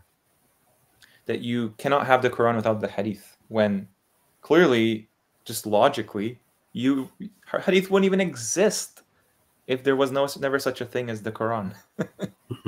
Which is the independent variable? Clearly the Quran. Hadith, if a question was not referred to in the Quran, Ahl al-Kalam, the people of the speech of Allah, tended to regard it as having been left deliberately unregulated by God. Funny, because most of the things from Hadith are commands, obligations, restrictions. They contended the obedience to the Prophet was contained in obeying only the Quran that God has sent down to him. And that when the Quran mentioned the book together with wisdom, hikmah, wisdom was not another word for hadith, but rulings of the book. And that's an interesting idea because, like we talk about in chapter 3, opening verses, muhkamat are related to hikmah. Right. Rulings are related to wisdom. It's so beautiful how Arabic pairs things that concepts that go together perfectly. The wise ruler has the best rulings. Allah. Al-Hakim. Right? Later you have, other groups, like Mu'tazilites. Even An-Nawawi, he argued that non-mutawatir hadith is only probable and cannot reach the level of certainty that a mutawatir hadith can. Can you imagine? There's only a handful of mutawatir hadith. And mutawatir is the highest of. That's what they categorize ranking. As the highest. Right. Cannot be any doubt, even though I would imagine that even that can be prone to human error. But at least there's scholars like Nawawi argue that that's the only one that he respects. That throws a lot. That's like 99% of them are just not mutawatir. I don't know what the actual proportion is, but it's astronomical. This is interesting, is one of the Mu'tazilites with the strongest statement of skepticism for any source of knowledge outside of reason and the Quran, because obviously the Mu'tazilites, they're very much geared towards reason and human intellect, which there's problems with that, but at the very least, they hold the Quran to be a source of knowledge that's independent. He recounted contradictory hadith and examined their divergent content, called the matan, to show why they should be rejected. They relied on both faulty human memory and bias, neither of which could be trusted to transmit what is true. So the idea is, they claim that this is all correct because of the chains being authentic. But what about the actual thing being transmitted? You can transmit a lie very easily today. Just look at the whole operation of disinformation, misinformation, fake news and stuff, right? It doesn't mean just because most people observe this and transmit this, you can transmit a lie, right? Fake news is mutawatir, yes? Yeah, that's the thing. Yeah, that's the thing. And he obviously likens it to, there's polemics involved, right? A lot of times you're going to see hadith, actually very few of them have the identical words. They will be actually rephrasing of an idea, which is problematic, right? Because if you rephrase something, you can change how somebody understands that same concept. The Quran doesn't have this problem. It's always been the same. But hadith transmission, they were never told, remember this exact way to say it. They just say, remember what was said and the chain. So let me just see if there's anything here. Yeah, here's an interesting thing. So another development was that there's this guy called Muhammad al-Ghazali, not to be confused with al-Ghazali. He argued in modern times that, while Shafi'i and classical scholarship held that the Sunnah rules on the Quran, that's a direct quote, al-Ghazali believed that the Quran, along with others, must be the supreme arbiter of the authenticity of hadith. Rida argued that all traditions at variance with the Quran should be discarded, irrespective of their chain of transmission. So one example is Al-Albani. Apparently, he was a muhaddith in the last century that, whether consumption of beef was haram, he actually declared it forbidden to eat beef, Really? citing a hadith. How do you get to this point unless you have completely abandoned the Quran as any relevance into laws and guidance or anything, right? Or you want to weaken people. Yeah. Yeah. So, give them the wrong advice. This is, again, I mean, in all of this, you have to also take into account that they're spies. People who absolutely. are trying to, so I think, a very simple way I tried to explain this to my daughter was, it's taking the Quran and its whole parcel. So a gun has a gun and a bullet, right? Bullet is the understanding. What they've done is they've taken, no, that understanding is the hadith. So the gun doesn't work without the hadith because that's the bullet. But the gun in itself is part and parcel. And what they've done now they're doing here is now that they've introduced this hadith, it's getting more and more confusing. The authenticity of it, and it's so confusing. And okay, just don't remember the exact words, but its core message. It's like right. And I'll tell you what, that's a great segue into this, because right now, because of the lacking in authority of hadith, the kind of principal legislation of this, institution of Sunni Islam in Saudi Arabia is now reforming and backtracking, saying, hey, you know what? Maybe we should kind of go back to the Quran to only show hadith that agree with the Quran. This is officially since last year that, like in Saudi Arabia, they're reforming hadith. Wait a second. I thought it was untouchable. Yeah. Because it's getting out of hand now. Yeah. He's saying that basically he ordered King Abdulaziz Al Saud ordered the establishment of an authority to scrutinize uses of the hadith. And then he said, only those hadith are quoted that corroborate the message of the Quran. This is from a teacher at the university. He explained that the kingdom has emitted ample signals that it aims to slowly shun use of hadith for making laws in the future. And in fact, to show the lacking of how hadith has been employed is where it pertains to women. So what they would say is MBS quoted a passage from hadith saying that the Prophet raced with his wives and that women had a role in public life during the Prophet's time. So clearly they have to do that now because in the past it was not very nice to women in many ways, right?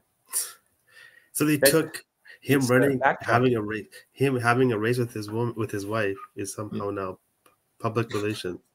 Okay. It's amazing. And he's saying, to make sure that the main base remains the Quran. Mm-hmm. So when we go to the Prophet's teachings, we have to be very careful. Why?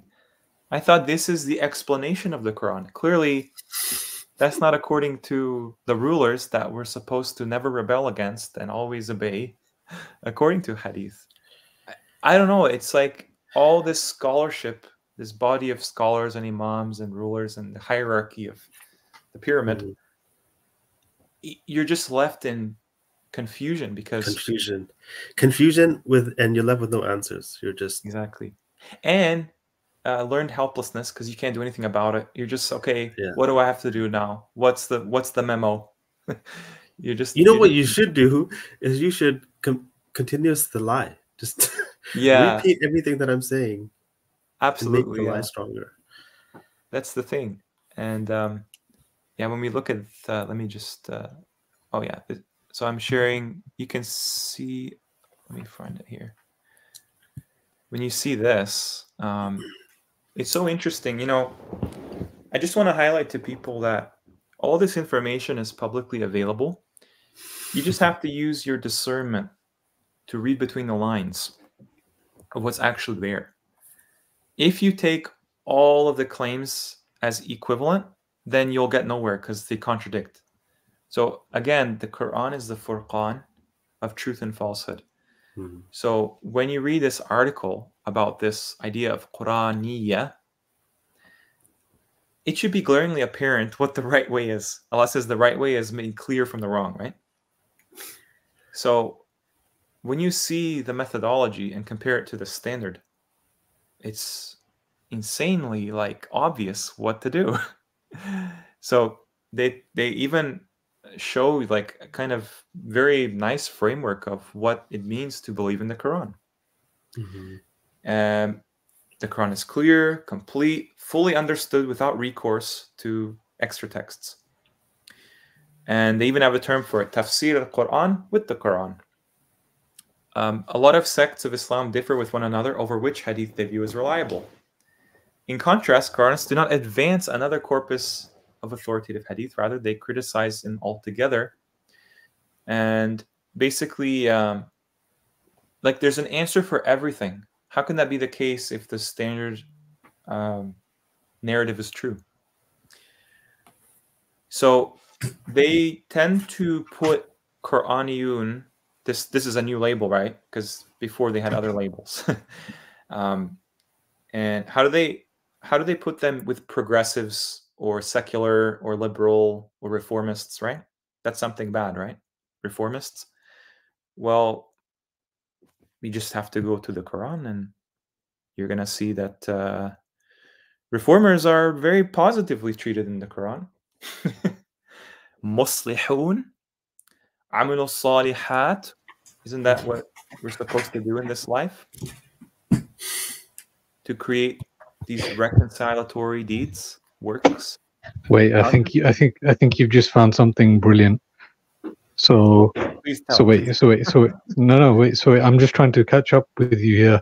So you're saying that they say that those who are following the Quran, they label them all these different names that we've heard, but one of them is reforms. Yeah. And you're pointing out how Allah speaks positively about reformers in the Quran. Yes. Yeah. Yes. And they're called what are they called? Muslihun. Okay. Muslihin, muslihun, Nice. muslih. Nice. Okay. Allah is, I mean, you can look at the verses here. It's the hypocrites that pretend to be these people. Because this concept are people of amilu salihat. Just like mu'mineen are for the concept of alladina amanu, right? It's a category of people exemplifying as-salihat clearly. And you just look at how it's used. Do you know what it's compared to, by the way? It's compared to those who corrupt, corruptors. That's what Allah defines it as. When it is said to them, do not cause corruption in the earth, they say, we are but reformers. They claim the opposite.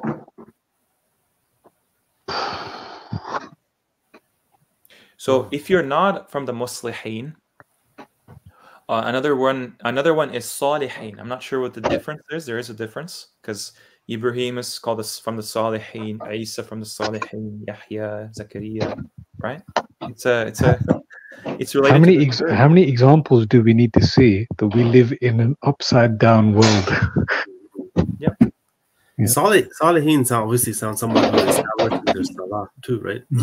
Right, because like I said, the letters they have like tighter associations based on where you enunciate the word from. So like ha, gha, from the throat. Salah. So you're either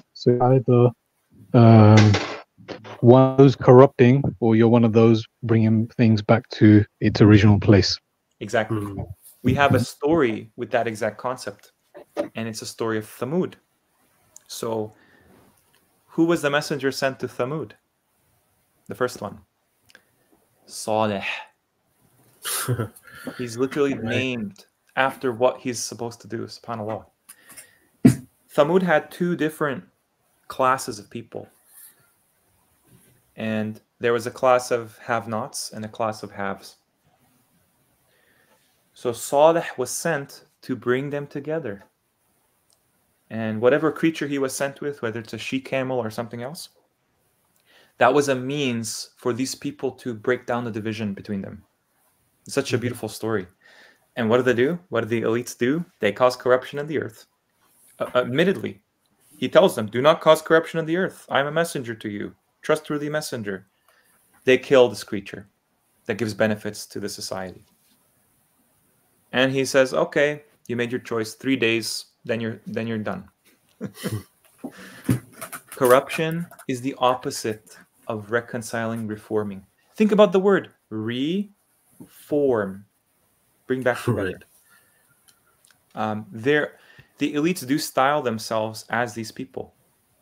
They do, because in Kabbalah, they obviously all, espouse this kind of metaphysics of Kabbalah. They believe they have to repair the world, tikkun olam.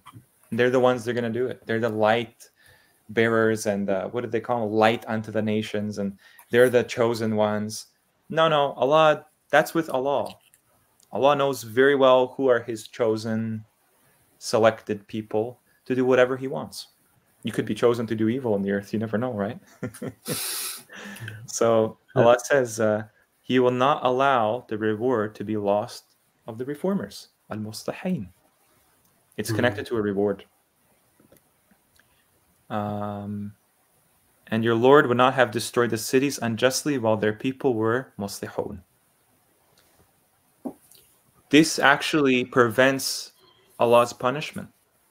That's what it's alluding to. So clearly, most people are not, right? And it's actually got a negative connotation in Islam because we're not allowed to invoke bid'ah in the religion. Look at what this person tells Musa.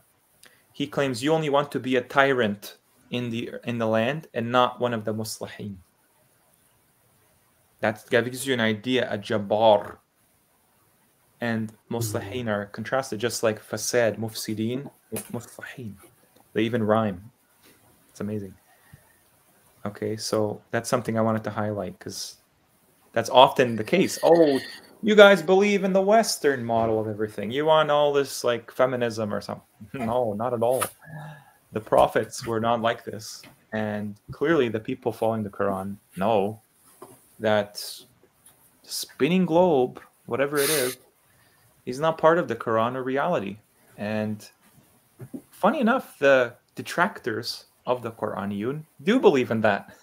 Right. Exactly. The irony is lost on them. So, tafsir al-Quran bil-Quran, explaining the Quran with the Quran. I actually watched a debate with Baba Shuaib and the Imam from South Africa. And the Imam from South Africa explained that this is a fallacy. You can't use the Quran to explain the Quran. It's a fallacy. Yeah, it's fallacious because it's circular reasoning. I don't think he understands what this book is. No, they don't. No, they don't. They don't. Okay. So their obsession is to associate. Their obsession Bingo. is to associate. Hence why you constantly get the label on these group of Quran people, these evil people, Freemasonic people, as kafir. Well, what do you mean kafir? Kafir doesn't believe in God, doesn't believe in the book, the last day, the angels, nothing. They believe in science or humanism or something. Where do they get kafir from? Or is it a projection? Because to the mushrik, everyone's a kafir. Right. And then, you know, the principle, this is some commentary, I'm not sure where it's from, but it says, the jurisprudential principle, al-asl fil kalam al-haqiqa, the fundamental rule of speech is literalness. I think this is one of your posts on Endgame Islam is addressing this as well, without refracting that Quranic usage through the lens of history and tradition. Mm-hmm. Of course, Allah wants us to see it this way, because He tells us constantly the stories of, let's say, Ibrahim's people. What are they obsessed with? Their history and their ancestral tradition. What happened to them? They're the lowest of the low. Oh, the hypocrites are also the lowest of the low, except those who repent and reform. So we followed our fathers. We found our fathers upon a nation and we followed them. They were correct. Really? That's not what Allah says. He says those people attack the prophets. Like they attack believers today, right? In the centuries following Muhammad's death, this is right after the prophet. I thought Quranists are a new thing. No, they're not. Officially, they're not. They did not believe in abrogation. That word doesn't even mean abrogation. It means transcription. But how it's used today is to mean that we have a 2.0 Quran now. No. The Kufan scholar Dirar ibn Amr, he denied the Dajjal, the punishment of the grave, and Shafa'ah in the 8th century. Are we really making something new here? Or are we just being misguided or something? Apparently, the misguided started in the early days of the Prophet Muhammad. And right after. Sayyid Ahmed Khan, he's one of the, they call them all reformers and stuff, right? Like it's a bad thing. And I'm not vouching for any of these people. I have no idea who they were, what they represented. I'm just saying the concept is there to access, right? Officially, that's what they tell us. So that tells me that if you were to take this as truth, these reports, and people that far back were saying the Dajjal is not real, amongst other things, then that tells us that this is one of these weapons that they've always used against people and will continue to use, and people will continue to be blind to the fact that the Dajjal is not real. Yeah, sorry, I wasn't sharing my screen. So yeah, this is what I was kind of reading in there, so people can take a look for themselves. One of the things he argued was the Quran remained socially relevant. Reliance on hadith limits the vast potential of the Quran to a particular culture and historical situation. That's very clear reading the Quran. I can't tell you how many times people will say, why is every prophet sent to the Middle East? And all the other ones are just not mentioned. No, Allah leaves nothing up to chance. He gives you all the seeds for you to cultivate the truth of everything. You just have to know where to look. You have to pay attention, right?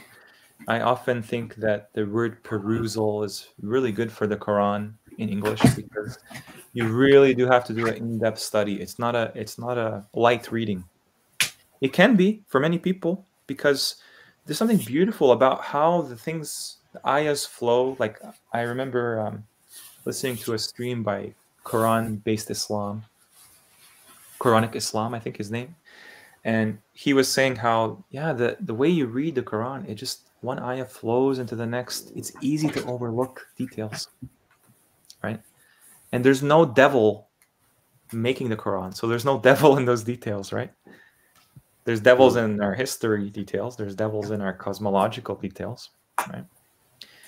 The most common view being the Quranists who say the Hadith is not mentioned in the Quran as a source of theology and practice. It wasn't even recorded in written form until a century after the death of Muhammad, and contain internal errors and contradictions, as well as contradictions with the Quran as well. That's the biggest problem, really. Some things you'll see in, like, if you just find the celebrity dawah mafia on YouTube, is this concept that they actually double down, and they'll say, no, the Hadith was written in the lifetime of the Prophet. Where? So the claim is that Ahmed ibn Hanbal, who lived 100 years or so after the Prophet, he was collecting Hadith, and he collected a Hadith from Ali ibn Abi Talib that said that we wrote down the Hadith of Ali in the Prophet's lifetime. That's the evidence that they wrote down. Hearsay, again. It doesn't make any sense. So, yeah, I mean, when you look through this kind of article, just keep in mind, like, you're going to have both sides of the argument, but I don't know, it seems to rest very well the kind of simplicity of the truth, right? What's the shahada? La ilaha illallah. Done. Nothing's open-ended. Oh no, you have to add ashhadu an Muhammad Rasulullah. Okay, but then why does Allah say not to mention people in dua and together? You know what I mean? Why didn't the other messengers affirm the Prophet Muhammad as well, if that was the unchanged sunnah throughout history? No. It's always been the same. Sunnah, actually, is related to something that Adam was created in, like masnoon, right? And then it's also related to the word for teeth, snan. And what's interesting is that gives you the sense of what it actually means. Sunnah is something that sharpens you. Like a lifestyle methodology, a practice, a way of life that improves you, right? That's what it's supposed to do. That's why Sunnatullah elevates people. It elevated Yusuf, it elevated Dawood and Suleiman. The Sunnah we're given doesn't do that at all. It gives people OCD. Sorry to put it bluntly, right? And yeah, it's just so interesting. Like, really, the kufr aspects get me the most, where, the story of the Prophet Muhammad, this glorious, miraculous ascension, the whole point of that is just to give you the number of times to do salat in the day. And it's a constant battle where Muhammad is the middleman between Musa and Allah. And Musa keeps bargaining and saying, no, tell him to reduce. What? How did that we accept something like that? There's no possibility that can possibly be the truth. And what kind of a Lord does it make Allah to be? Absolutely. Yeah. Like, make sure they pray every single second of their life. Like, that's the most merciful. That's a great how Allah knows everything, and there's no change with him. Nothing is like him, and he had to change something from his legislation from 50 daily prayers to 5. If you're to have 50 daily prayers, you wouldn't sleep or eat or breathe or think or work or read the Quran. So it would have never been possible. It's insane that's actually believed in that, right? Yeah, there's so many things here that just very very rational. That's what I always understood. And what was said? What was said? Halve it, half 50 to 25, and then half 25, which is 12.5. But that's not mentioned, is it? And then half that again, and then somehow we get to 5, right? 5. Yep. There's 2 different accounts. Sometimes they're thirded or halved, depending on Tirmidhi or Bukhari. Like, they can't even agree the rate at which salat was reduced. And it's interesting that we're the kafirs. We're the Freemasons. We're the enemies of Islam, because we hold the Quran to a higher standard. Imagine. So when they go to kiss or hug the black stone in the Kaaba in Saudi Arabia, how is that even? Where did they get that from? Where did they get this idea from?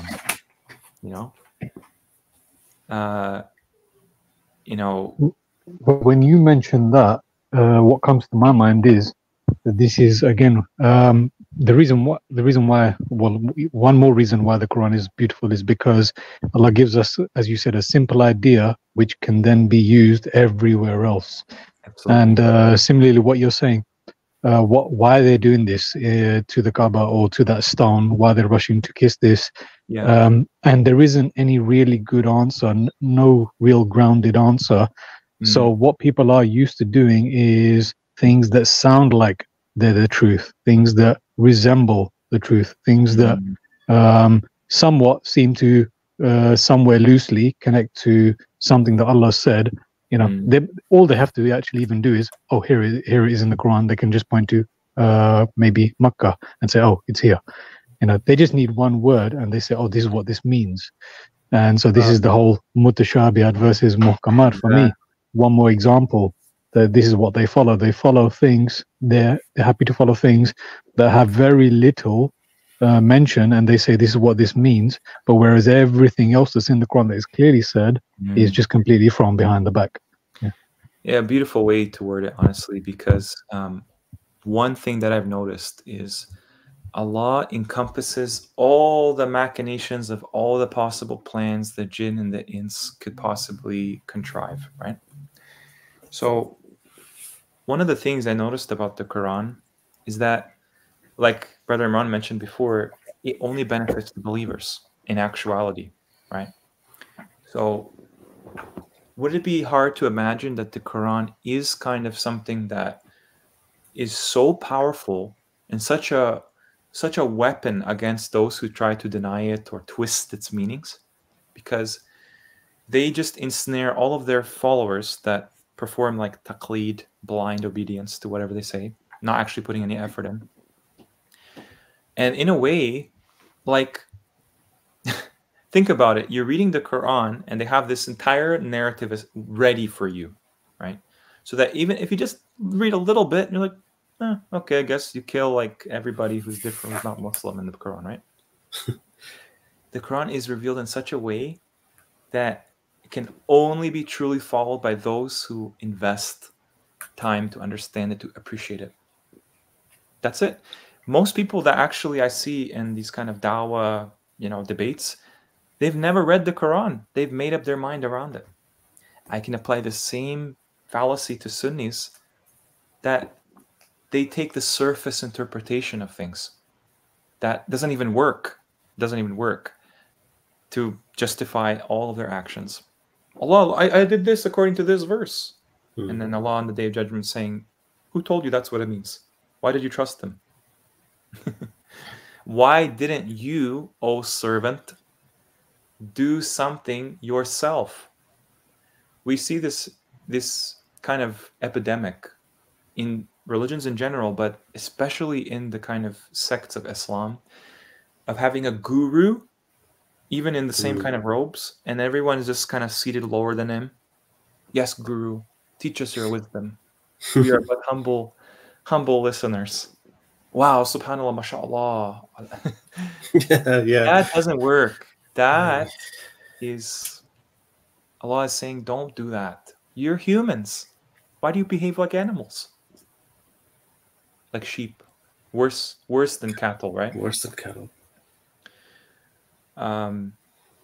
Yeah, I just wanted to kind of move on from this one here that, they believe that there's no harm in using hadith to get a common idea as long as they're not taken as historical facts, because they can't be, a lot of them. In fact, maybe all of them, because they're in the wrong context. And hadith narration about history can be true or can be false, 50-50, more like 90-10. But hadith narration adding rulings to religion is always false, because that assumes the religion is incomplete. Allah tells you He completed the deen. They believe that the trustworthiness of the narrator is not enough to give credibility, because the Quran states the Prophet couldn't even recognize who was a genuine believer and who was a hypocrite.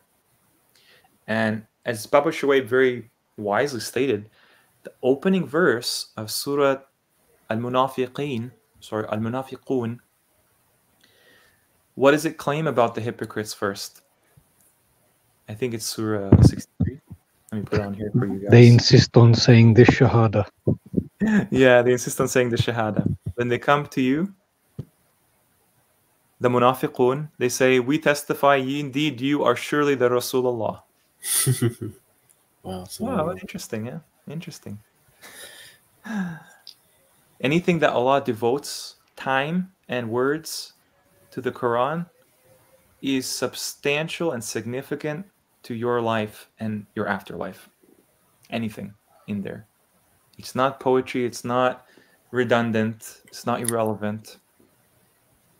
And you have to reflect to figure it out. That tells you a lot of the meaning is stored in our fitrah, right? We believe in the fitrah. That is the deen of Allah. You want to follow the deen? Reflect on the Quran. So your fitrah opens. Even the word infitar, it means like a cleaving, doesn't it? An opening. Yeah. Fitrah. Don't solidify your heart like a stone. So, yeah, I mean, you have the time of Umar ibn al-Khattab, the second Khalif of, Sunni Islam, I guess. They didn't have sects back then, even then. He said to his governor in Kufa, you will be coming to the people of a town for whom the buzzing of the Quran is as the buzzing of bees. Do not distract them with the hadiths and thus engage them. Bear the Quran and spare the hadith from God's messenger. Why would the ruler of Islam be saying this? And again, take everything with a grain of salt. There is no Umar ibn Khattab in the Quran or Abu Bakr or any of those people. So is that a hadith by Wikipedia there? Yeah, apparently there's a whole history to the Islamic hadith and the characters in Sahaba, right?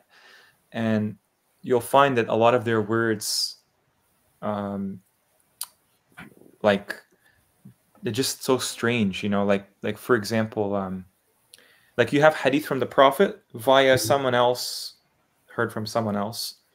And sometimes there'll be actually the words of like Umar ibn al-Khattab saying, oh, I remember the Prophet wanted us to do this, right? Yeah. Right. That's another problem. Sometimes it's not even the words of the Prophet. It's someone recollecting something they remember of the words, right? Abdul Malik ibn Marwan said regarding the Kufans, they abandoned the judgment. So what happened is those people buzzing with the Quran as the buzzing of bees, meaning they just read Quran all day. Yeah, literally. This is in Kufa. This is like in the very early point of Islam, the rightly guided caliphates. Isn't this where Kufa came from, supposedly? Yeah, historically. There is a whole recitation style from Kufa. Ali ibn Abi Talib was apparently governing Kufa. That's where he set it up, not Mecca or Medina. So regarding what happened is basically the Kufans had a centrality of the Quran in their religious life, but that changed few decades later, that's all it takes. He got an update. An update was sent in the Umayyad period, right? Which came after. He said regarding these same people, they abandoned the judgment of their Lord and took hadiths for their religion, and they claimed that they have obtained knowledge other than from the Qur'an. They believed in a book which was not from God, written by the hands of men. They then attributed to the messenger of God. You see the process, right? That's why Allah says the words of the messenger verbatim is they made hijrah from the Quran. That is the precedent, the cause of where we are now. Whether or not this is a reliable hadith or history, to me, I see the writing plain as day. This is a very obvious, simple way that this can happen. What the idea of Occam's razor, the simplest solution is usually the right one. Not saying it's the way it happened, but you can see how that can spiral out of control. In fact, there was a taboo against writing hadith. Most people don't talk about that. Umar ibn Khattab was said to have told his subjects, we don't need another Mishnah. The Jews have a Mishnah to explain the Torah. That's how he described it. And that's exactly what it is. You're going to see also that some Orientalist scholars and other people throughout history, they basically said that the hadith actually plagiarizes from the Talmud and other non-Muslim kind of Israeliyat texts for their rulings. The first official collection of hadith was in the time of Umayyad Caliph. How could that be the case? So nobody actually had a living collected corpus under the Prophet in his mission, or even shortly after. How could they follow hadith? They didn't even have the whole corpus. Everyone would follow the ones they heard, wouldn't they? Yeah, so Ahl al-Kalam, they thought mainly what it was is just guesswork, conjecture, and bid'ah. So interestingly, they called the hadith bid'ah, which is what it actually is. It is an innovation to what God already perfected. There are books written by other scholars, contradiction with the hadith. Al-Hadith actually, starting around the 19th century, a lot of what you see today in Islam has like a 200 years time span, provably, right? So Al-Quran actually formed again. It's just cyclical, this nature. There's a book, there's an abandoning of the book, and there's a return to the book. And so a lot of the people that became this Ahl al-Quran were actually former Ahl al-Hadith. Isn't that interesting? They defected from the prevailing narrative. And it was all because they found themselves incapable of accepting certain hadiths. So the whole thing falls apart in that sense. It's like anything with to do with the deen. If there's any hint of inaccuracy or error, the whole thing collapses. That's why. Can I ask you a question? Mm-hmm.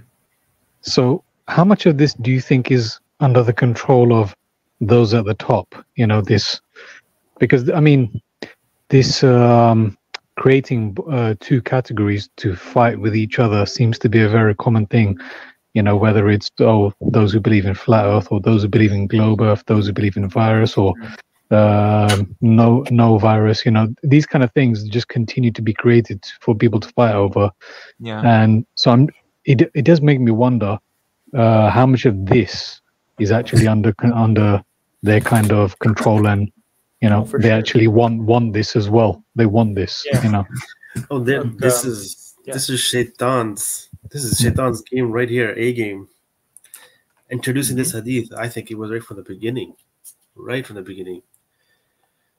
Look, I mean, let's just say that the Prophet Muhammad, hypothetically, was walking this earth, talking the Quran, you know, saying other things because he's a human as well. And that was very recent, let's say a couple hundred years ago. I would imagine his followers that lived with him, let's call them the Sahaba, they remembered some things he said outside of the Quran. And perhaps whatever transpired after whatever reset or something that happened since then, they understood very quickly that people perhaps had a memory, in living memory, passed down, transmitted, father to son, whatever, of the Prophet's words. Not just the Quran, maybe there's also words as well. But here's the problem. That's clearly been tampered with. Even if it was oral or written, whatever, we cannot identify which are his words outside of the Quran. But I imagine, like, obviously they have this sayings of wisdom or something that, you know, followers of any leader would understand, right? And perhaps the hadith was created to pollute that, any tradition of that. That's why the traditions we have today clearly don't have the original context. So I don't know how you can follow them. You don't know why you follow them, right? What Brother Awais was saying is very on point as well, because when they create the problem, you can expect that they have a solution, they're ready for you, right? Mm-hmm. But here's the issue is, if you interpret, like, what tyrannical organization would benefit from people understanding this Quran exclusively, or at least using whatever means they have at their disposal, like the internet, to get the most comprehensive study from it without any context or bias, right? Like, let's just say, you know, they're going to make like Sunni Islam and the established religion collapse, maybe in our lifetime even, right? Like, oh, Hajj is so difficult and dangerous, people died from it, and MBS, he's already reclassifying hadith and all this, right? So people actually think the religion is gone because they've lost this version of it. The Quran is still there. What they're going to do is naturally try to replace it with another thing, right? Oh, yeah, this was all a colonial project, so actually the hadith is actually something from this other history, European alt history, right? That would be, to me, a great shaitanic dichotomy, right? But I find it hard. I mean, obviously, there's people that call themselves Quranists and stuff, or believe in the Quran alone, and they have a totally, like, just inapplicable just conclusion from it, interpretation, right?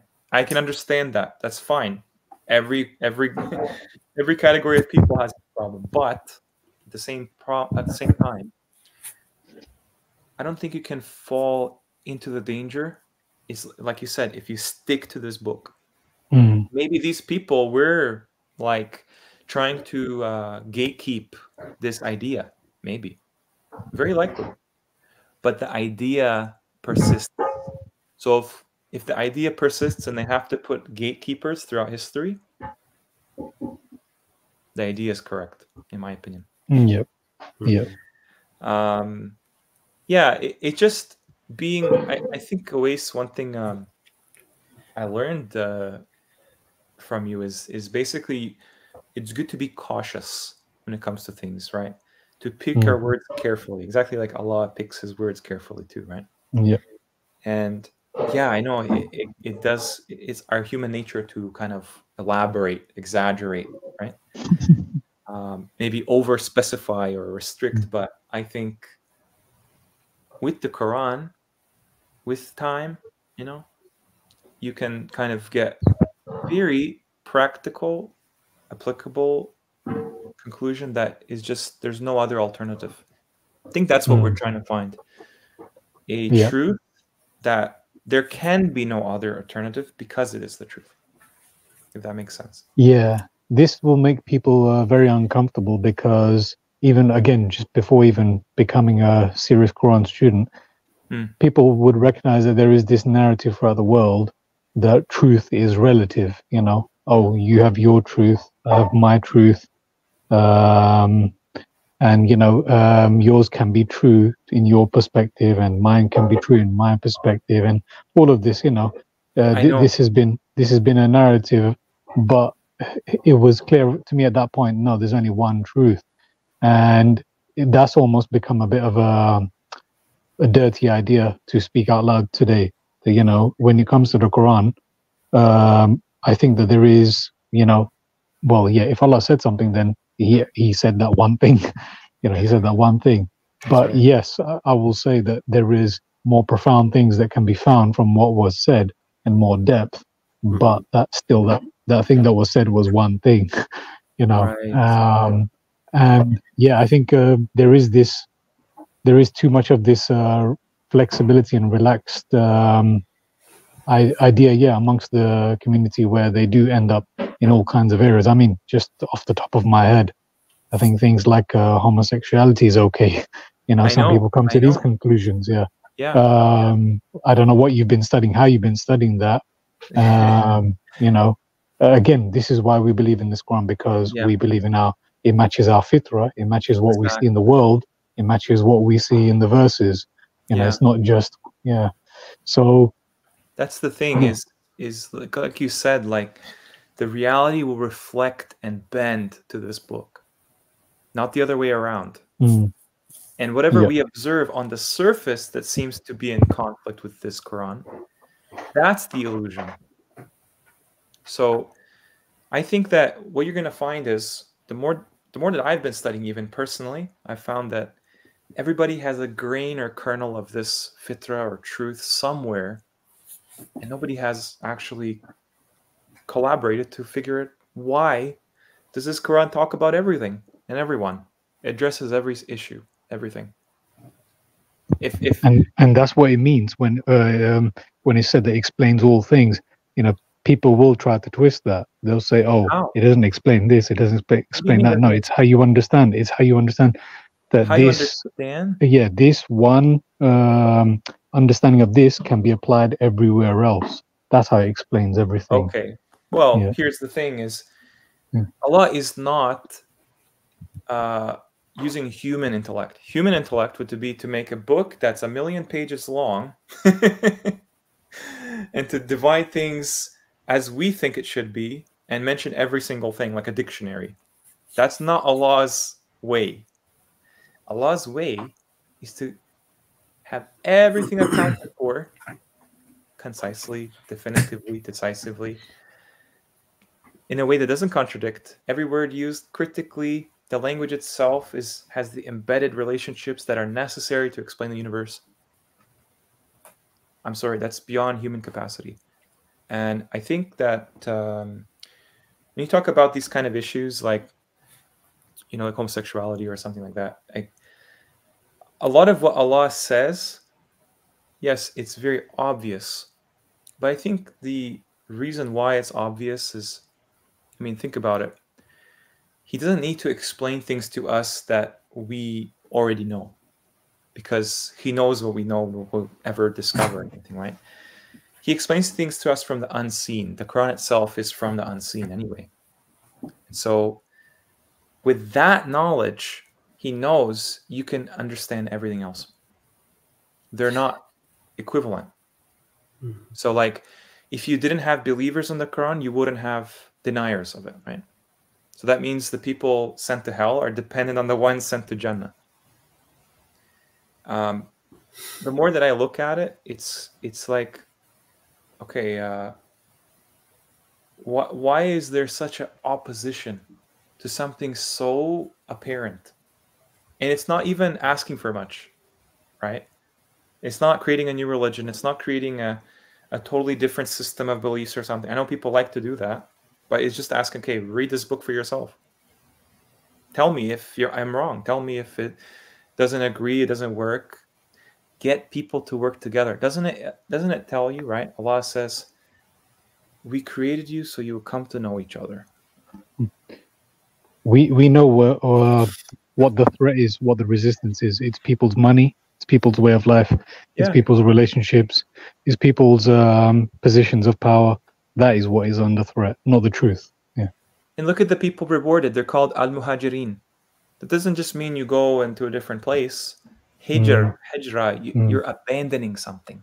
Yes, yes. Wealth, yes. family, whatever, beliefs, ideologies. That's a muhajirin, because you're making hijra from your own familiar hell. yeah. And it's not actually a huge stretch, because you're talking about one belief you held that's made obsolete by the truth. People say we don't know what the truth is. It's all subjective. No, it's not subjective. If that were the case, Allah wouldn't exist. Astaghfirullah. Allah exists. He's supreme. He's created this hierarchy embedded in everything. So now it's up to us to recognize that.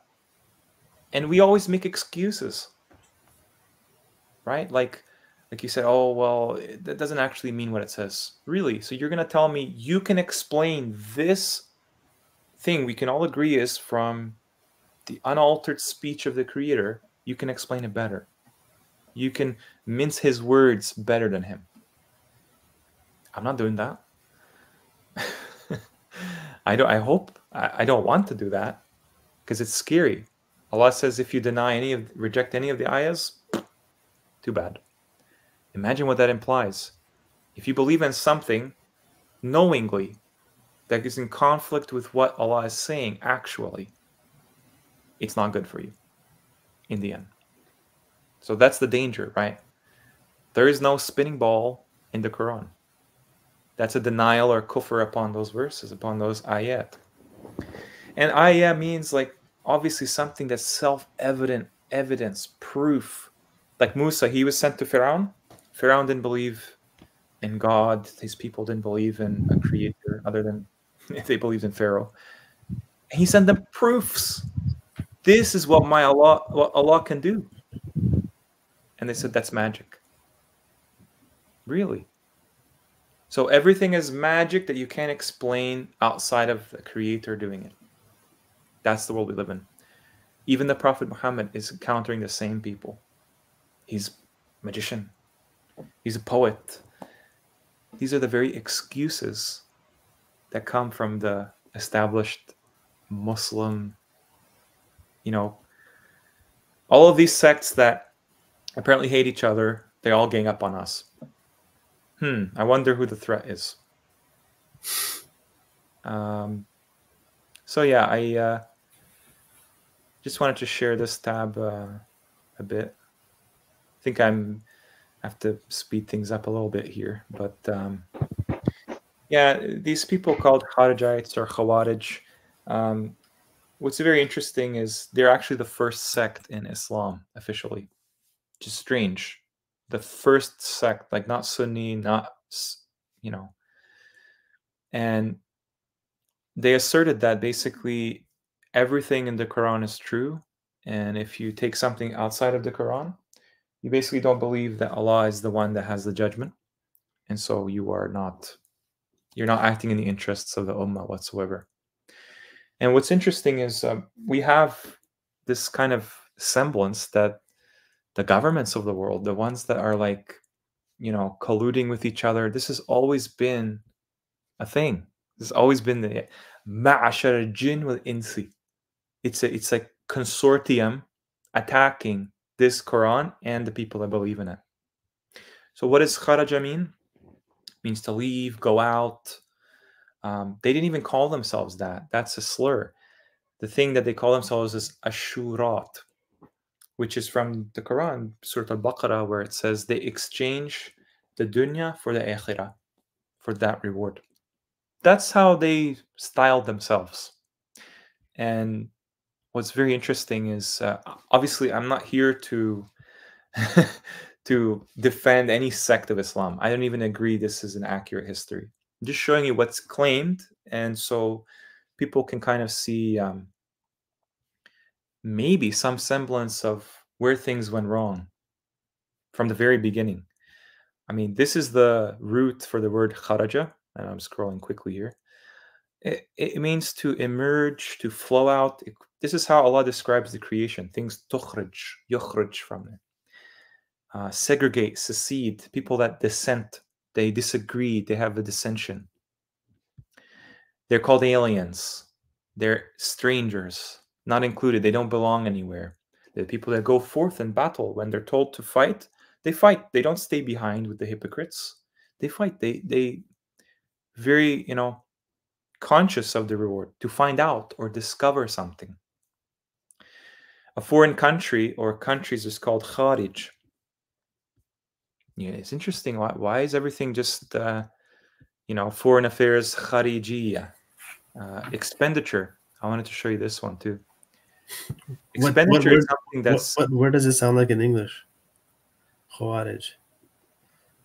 Courage. Sure. What do you think? Courage. Wow, I did. You know what? I got to give you props to that, brother Imran. That's I'm gonna think about that. I know. Courage. Wow. Yeah. Courage. Interesting. Khawarij. I mean, if it's anyone's guess, right? You can see my screen. Allah calls himself Mukhrij. Allahu Mukhriju. Obviously, Allah was the one that he sees, like he's the one that brings out the living out of the dead out of the living. Yukhrij. Interesting thing is Allah knows the ins and outs of how things work. So where Isa, he brings a man to life, he says, oh yeah, I brought him to life, right? That's what he says in the Quran. Allah says, no, he yukhrij. Isa yukhrij. He's a different word because Allah knows the actual process. Isn't that amazing? And then who are the people that are evicted from their homes? Well, the believers. Believers are the ones that are driven away, expelled from their homes. You can argue that the people in their homes that were expelled, in the past, Allah says you fight two types of people. One people with two attributes. Those who fight you because of the deen, what you believe in, and those who evict you from your homes. It's that important. You cannot ally with those people. This is the word that they use for khawarij, for people who they're allowed to kill. They're like sinners or something, right? And Allah says expenditure towards Dhul Qarnayn and towards Muhammad. They ask you of an expenditure, right? The people ask Dhul Qarnayn, can we make an expenditure between me and you? Whatever that word means, maybe it means appropriate, suitable, something deserving. But I want to show you that the word for exodus in Arabic is khuruj. So why don't we have this definition in the Quran translation? Khuruj, it's in there. The book of Exodus is called Sifr al-Khuruj. Then you have emigration, same word. Those who emigrate for Allah's cause, right? Muhajirin. Hijra, khuraja. You see how they're related? Yeah. Allah says he never made any harj, any difficulty, right? Harj, I think, is in the religion.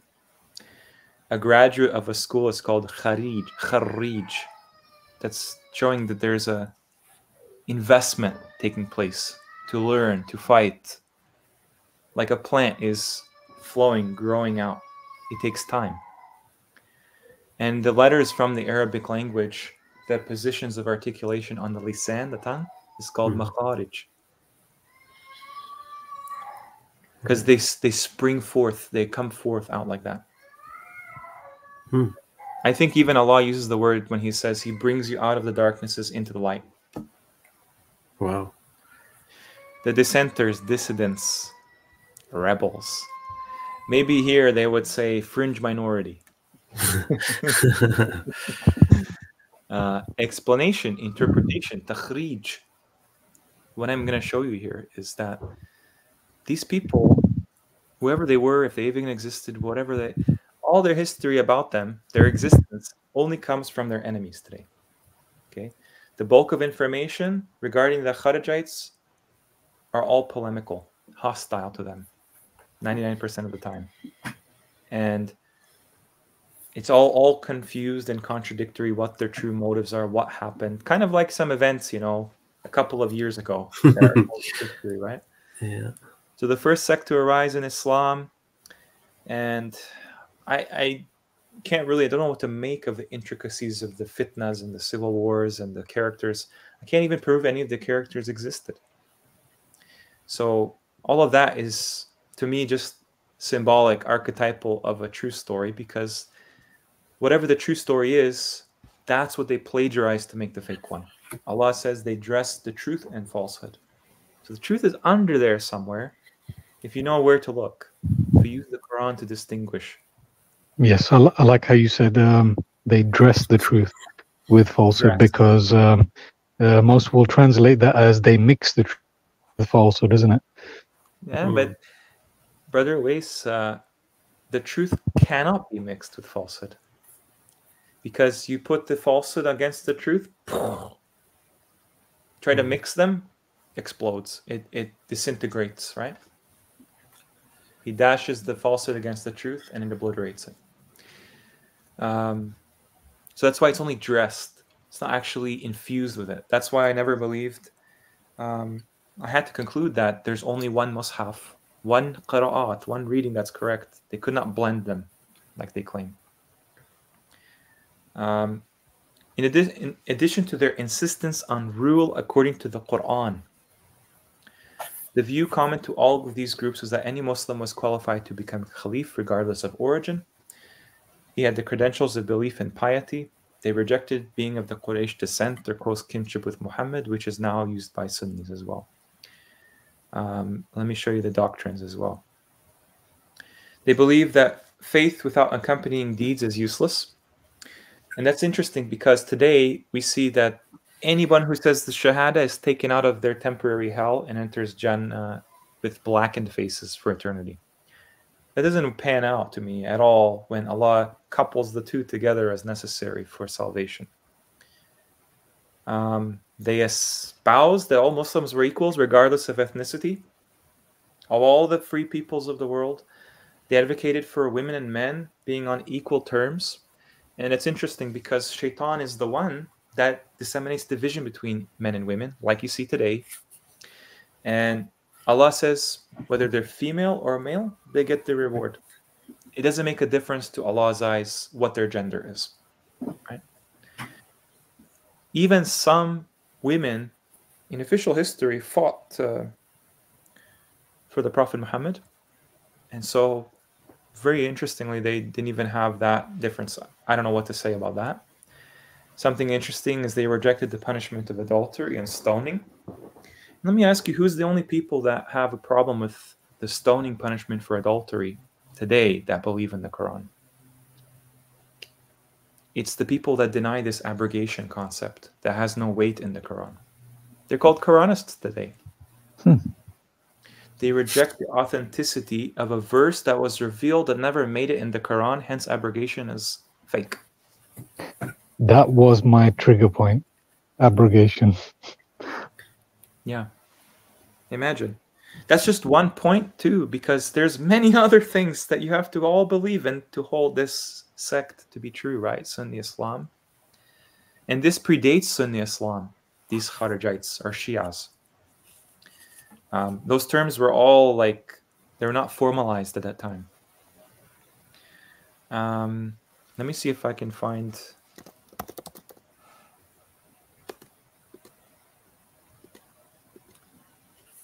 Yeah, so they for those who are listening who may have followed Sheikh Imran Hussein, the only reason why I'm bringing him up, and Brother Imran will know this, that he was almost like a bridge for many of us, because we learned through him that there is no such thing as verses being abrogated. So we were already being kind of prepared towards the ultimate truth. So this concept was already with many of us. Yeah, this doesn't make sense that verses can be abrogated. It doesn't make sense. Exactly. So, I watched a recent video by Uthman ibn Farouk, and he was telling me, or the viewers, that the hadith about the sheep or goat eating the verse of the Quran of stoning and adult breastfeeding, stoning adulterers, that's a weak hadith. Okay, but is that the first time? Is that the first time that was said? I don't know, but because I don't really pay much attention to gradings. Well, here's the thing. Okay, let's take his word. It's a weak hadith, the chain of transmission, right? Then he said also that even if it was true, we memorized the Quran, so it doesn't make a difference. That one I've heard before. Let me ask you something. If they memorized that verse of the Quran that was on some paper somewhere and the sheep ate it, why isn't it in the Quran today? What they're trying to do is gaslight anybody who sees the glaringly obvious problem, which is preservation of the Quran is essential. If you don't have that, it becomes like the Bible. And they're trying to, this is like a shaitanic thing. It's like, oh yeah, by the way, we don't know what the tashkil marks were. It was never written down. It was actually ambiguous. Sirat, whispers. There's a sheep, and what are people supposed to conclude based on that story at first glance? You can explain it away, but it exists. Who made that first? What was their intention? Diversion. Yeah. Well, pollution, corruption, diversion. Yeah, that's it. Obvious, right? When you go to the courtroom, you look at the intent. What was the intent? The intent of that was not to preserve Islam, to corrupt it. And now they call us reformers, liberals. What do you mean? We wouldn't exist if there was no corruption. And there would be no corruption if there was the truth, right? So ultimately, the onus of proof is on you. So when I look at this, these people don't exist anymore, by the way. They always criticize the government, and they said, you cannot obey tyranny. Today's scholars say you can obey tyranny because they're your rulers. And actually, if you even suggest that there should be any kind of like fair and honest rulership in Islam, because Islam is not anarchist, Islam has a kind of hierarchy, right? Then you're one of these people and your blood is halal. No, not at all. What they write about in their poetry is all the traits of warriors, basically, in all traditions, cultures, whether Vikings or anything. The heroism, activism, martyrdom, piety, afterlife, Allah. These are the topics of their poetry. And it's interesting that Allah, He does admonish, He does go against poets in the Quran, but He says not specific category of them, right? Except those who do this and this and this and this. Allah is so fair. He doesn't give anybody any excuse on the Day of Judgment. Okay? Obedience is not due to oppressors. What are we supposed to conclude from the stories of the messengers when they were sent to tyrants? Exactly. They're the living embodiment of our collective memory that something is wrong with the world. But that is a sunnah you should not follow. That's what they say. That is a sunnah you should not follow. Yeah. So it's just interesting, like looking at this stuff. Let me just show you. I talked a little bit about Ahl al-Kalam. They came after. So the terms changed for these people that had this very similar views. And what's interesting about Khawarij is they never had a set kind of, what would you call it? Like a monolithic kind of doctrine. It was a bit more open. Maybe that can be a bad thing, but clearly what we see the norm in the world is just do this or die. And that is the doctrine of the people that prophets were sent to. Clearly. They tried to stone them. They tried to drive them out of their land or kill them if they didn't follow their millet. And then Shu'aib, one of the messengers, says, "Oh, thank God we never followed your millet. Allah saved us from it." There's no compulsion in the deen. So that's why that's wrong, what those people did. And they continue to do. Ahl al-Kalam also is used commonly as ilm al-Tawheed, the science of understanding Allah's unity. Because anything you study, it's going to go right back and lead you to the presence of Allah.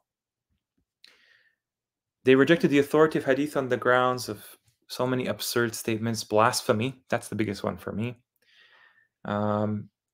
Yeah, and I think I've talked about this before. It just means somebody that's well versed in the strength in the speech and discourse that really the Quran talks about all the time. You can find kalimat Allah, kalam Allah throughout the Quran. It's nothing... And what their detractors criticize them for is that they based everything on human intellect, Hindu and Greek philosophy. How? They were called Hindus back then, and Greeks and pagans and stuff. Wow. And stunning, really, that, that will never happen again, clearly. And on the other hand, the main source of Tawheed is revelation. Really. So if the people that study Aqidah believe the main source of Tawheed is revelation, then what are all these other books that line their shelves behind their videos? It should be obvious to people what's going on. I just wanted to highlight this as well. Ibadi Islam, many people don't discuss this as well. This is the third Islamic sect. There's Sunni, Shia, and Ibadi.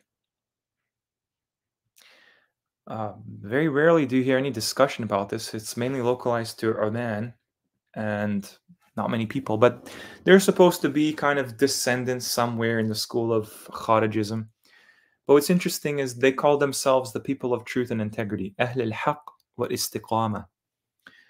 Not condoning any of these sects whatsoever. I just want to kind of allow you to open your mind to think why they exist today. Because as Brother Awais said, these people don't do anything without a reason.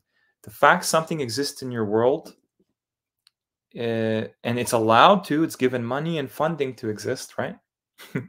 As institutions, that tells you there is corruption in there, in my opinion. The Quran, though, they've been trying to remove the Quran for ages.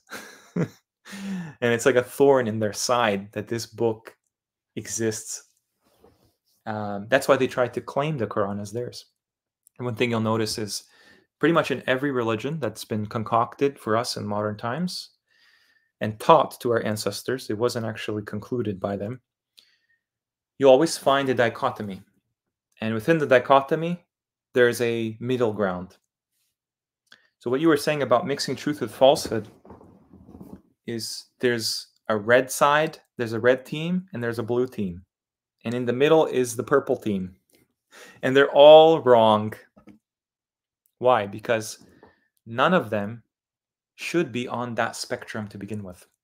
The truth is divorced from any of these shaitanic games. So what I think is going on, Allah clearly understands that things of a dichotomy are always going to be extremes. And so what they do is they blend extremes together to make a fake middle ground, if that makes sense. Yahud and Nasara, clearly don't want to be in that category, right? Sunnis, so Muslims and Christians, then they make a fake middle called Judaism, right? Shia was Sunnah, then they have a fake middle called Ibadiyya.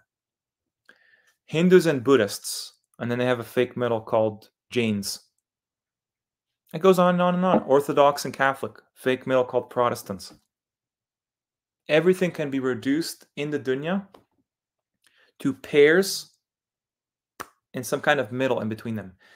The people of the truth, we made you a middle nation, inclining to righteousness, and those people are not on that spectrum at all. Millat Ibrahim is not part of any of these dichotomies. That's why it's Millat Ibrahim. He's not a mushrik. Hanifan.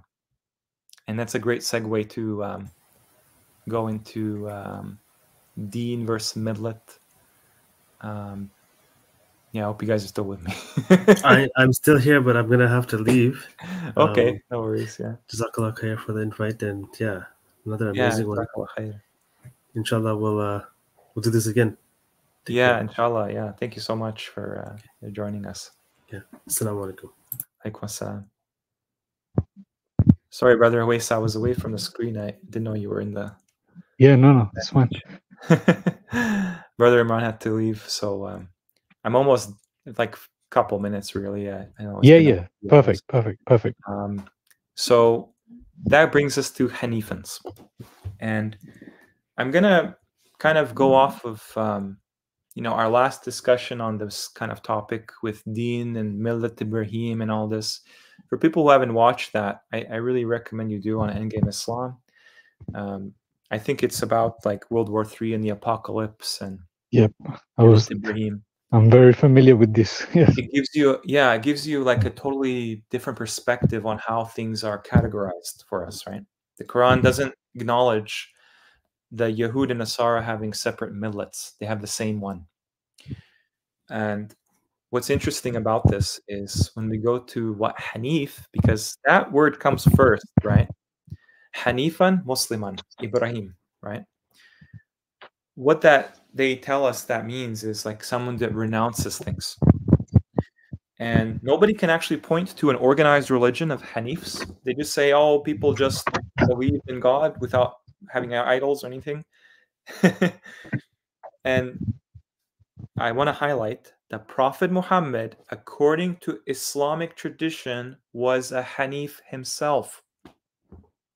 Okay? Khadija, his cousin, and Waraqa ibn Nawfal, her cousin, he was also a Hanif. Her family was Hanifans. They're not the pagans of Mecca. So Hanafa means to like incline or decline or bend sideways. But somehow, strangely, in Syriac, it means to turn, to deceive, to turn pagan, to lead into paganism. So in Arabic, it means a true believer, someone that scorns the false creeds. And then the language it came from apparently means to be a pagan, to be a heathen or a Gentile or something. Strange. But I know that what's interesting is the word for like a fountain or like a faucet in a sink is called Hanafiya, because it has this bended shape like the neck of a swan, right? And the Jews and the Christians are the ones that called their infidels Hanifs, pagans. Isn't that interesting? This was a slanderous term before the Prophet Muhammad. They were kind of like a subjugated class of believers, right? Sorry, if I might have missed that. So you're saying Hanif was a derogatory term, yeah? Right here. Used earlier by Jews and Christians to refer to pagans. Here it says in Syriac root, to deceive, to turn pagan, Hanafa, to lead into paganism. Why? In Allah's book, it's the epitome of a believer. Pristine monotheism. Ibrahim and all of the messengers of his tradition. Islamic studies say one who is utterly upright in all of his or her affairs, exemplified by the model of Ibrahim. So basically what it means is people that accept monotheism but are not Yahud or Nasara. Traditionally, in the official Islamic ideology, modern definition. So clearly, when the Nasara say, Yahud and Nasara, they say, oh, be a Yahud or a Nasara if you want to gain Jannah, right? No. Allah says, no. That's their wishful thinking. Ibrahim was a Hanif and Musliman. So clearly, it fits the idea that Hanif does not conform to the paradigms our world has. That's why it means to turn away from like whatever you're born into. Think about it. Ibrahim, his life, he was born into a society that provably you can find in the Quran became the Yahud and Nasara. He moved away from them, like he bent away from that tradition to form like a branch that was towards the truth.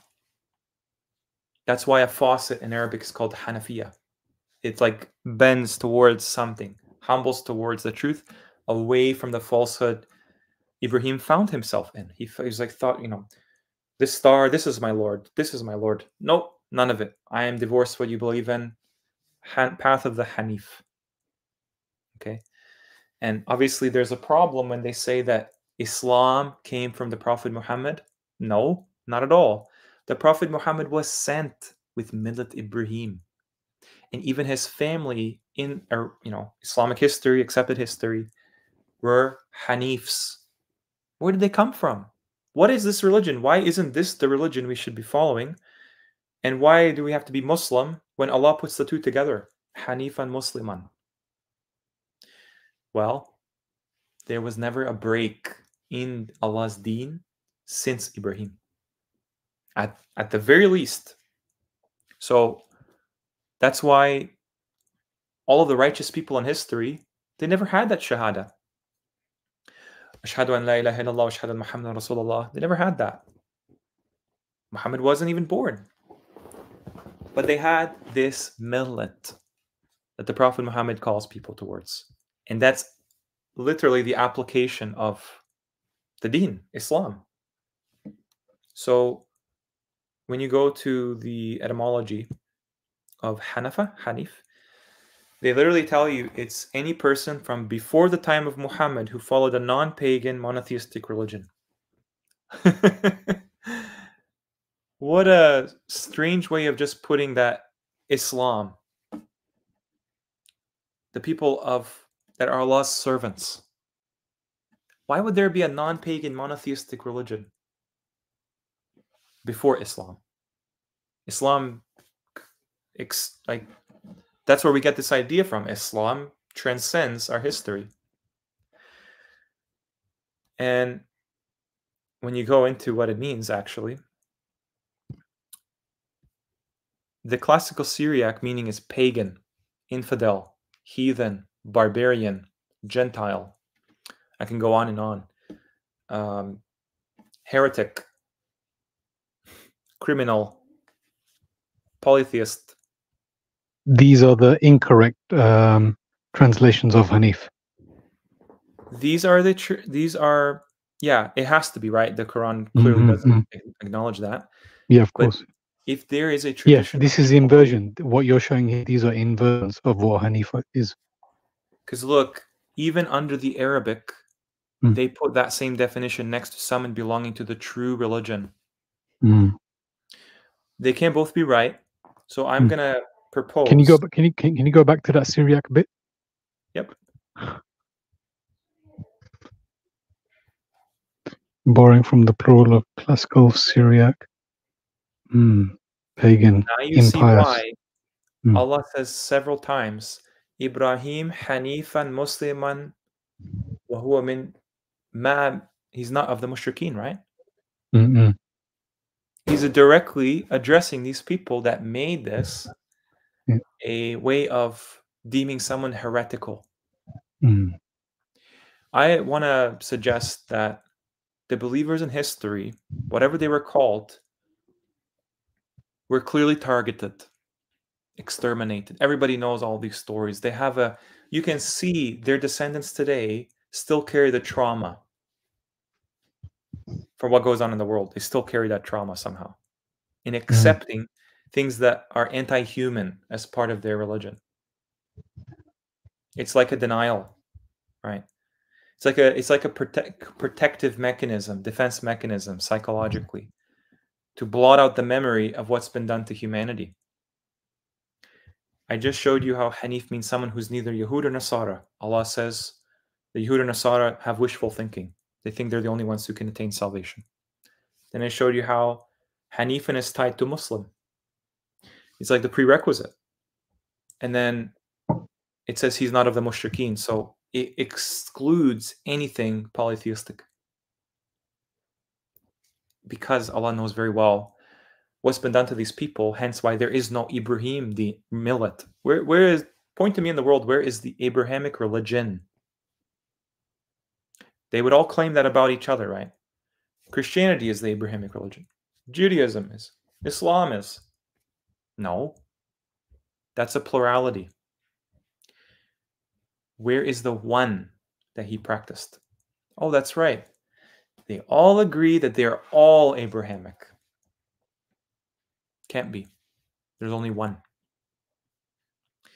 And so hence why they say Abrahamic.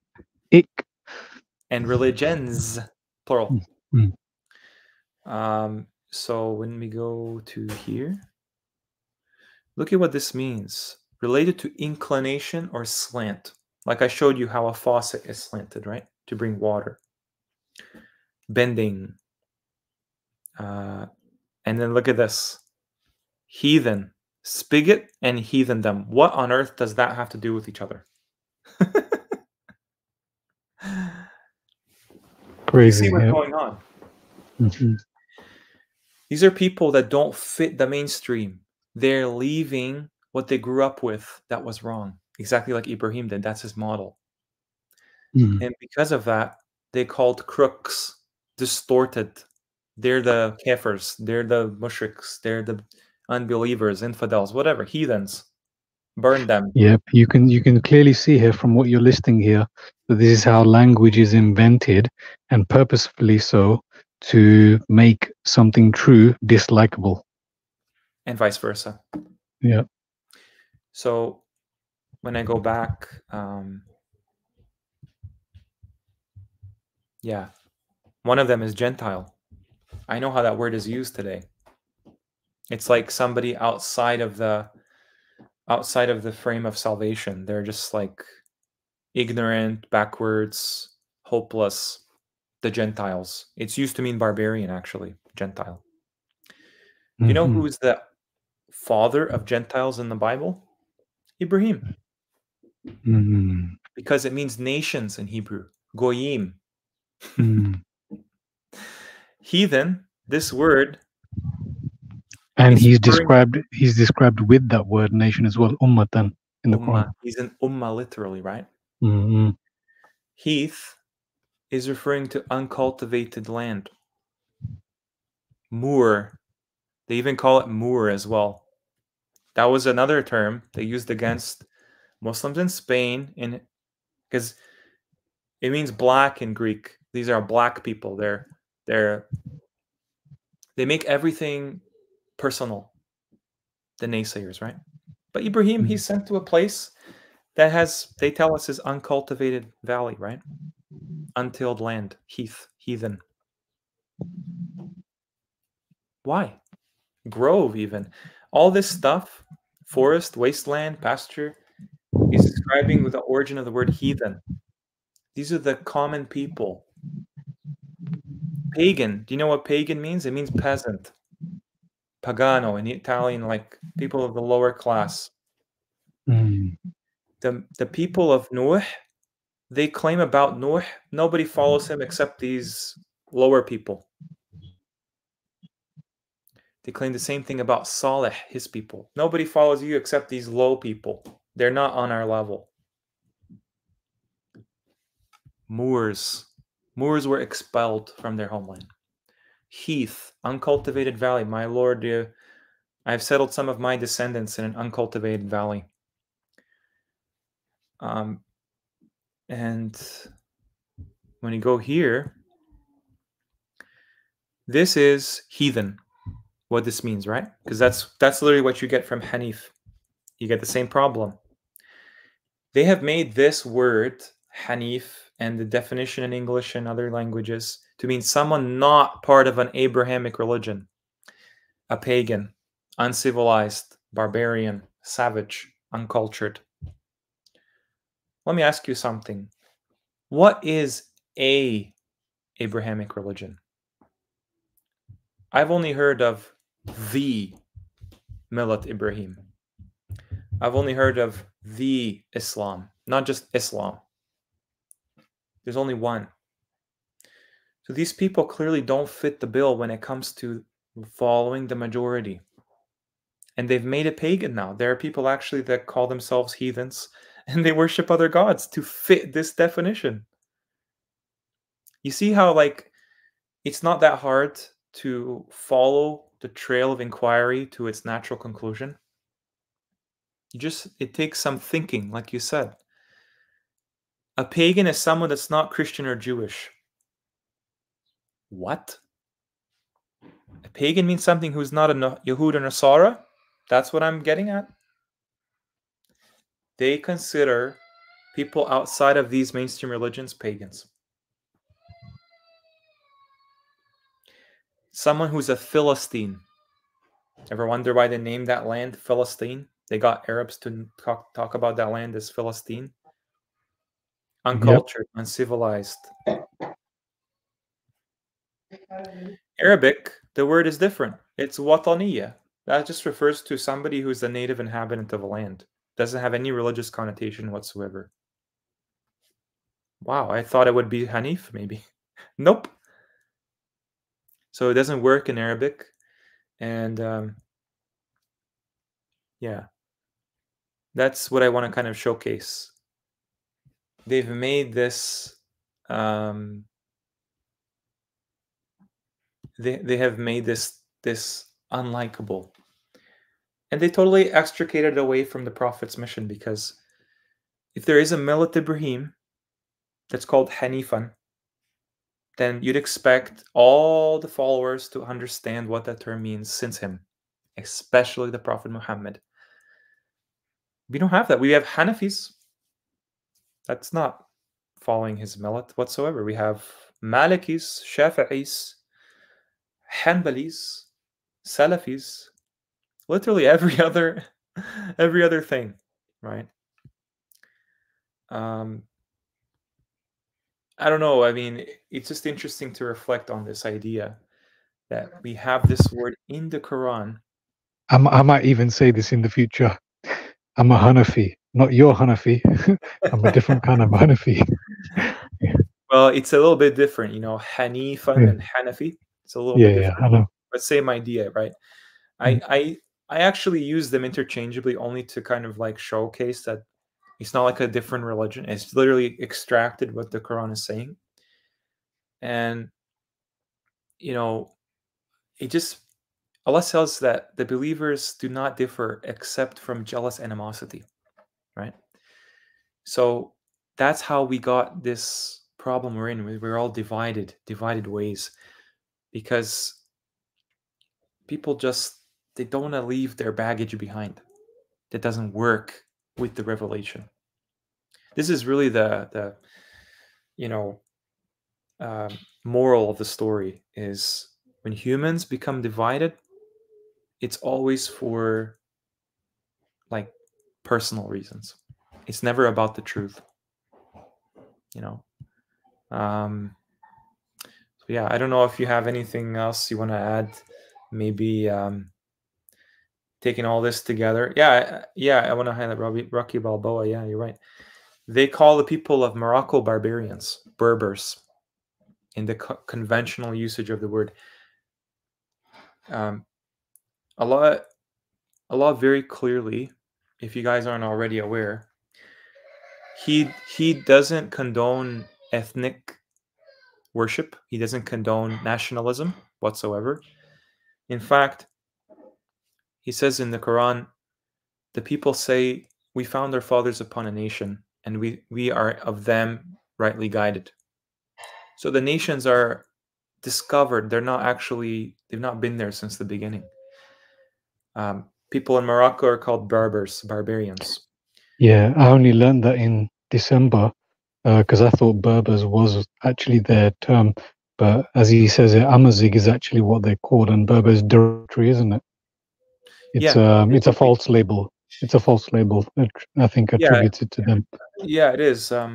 Even like Kurds, they call people Kurds. The word for their karad, that means nothing in Arabic, but what you do have is qarada. Qarada is like used for monkeys and apes, right?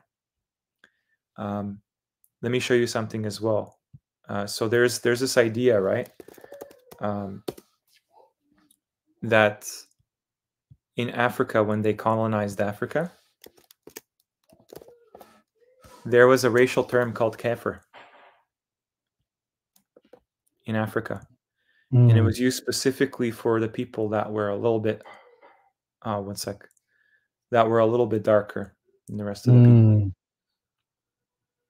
Okay. Yeah, you can see how they come up with this as well. I mean, it's a similar thing with how they say that a farmer, someone who's covering. You can see how well. I mean, just like how you showed the faucet. You know, yeah, the faucet. We have obviously things that are not in the Quran. They make up these words in language because of their close connection to them, or something that sounds similar. I mean, like how they say, you know, is what is it? A nests? What is it? The nest egg? Remind me again. What do they say? The nest. The nest of an egg. That's it. They say yeah. Oh, it's right. the nest of an egg. I can't remember exactly what they say. Dahaha, right? Duhaha.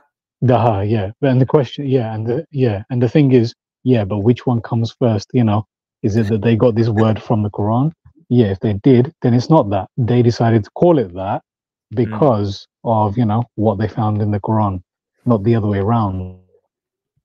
Yeah, because that's what they do, isn't it? They say, oh, they call this a nest egg, therefore the earth is an egg shape. You know. Yeah, we never ever question. Yeah, but anyway, even though it's free, and you know, nothing is free from the state, right? It's like, Sorry, one sec. Maybe you should go to.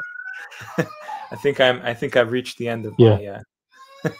Same. Yeah, I've got to go as well. I just want to say this was a brilliant history lesson, a great reminder, and I thank you very much for this because, it was just a perfect tonic for me today as well, and hopefully for the viewers as well, the listeners. Yeah, inshallah benefits.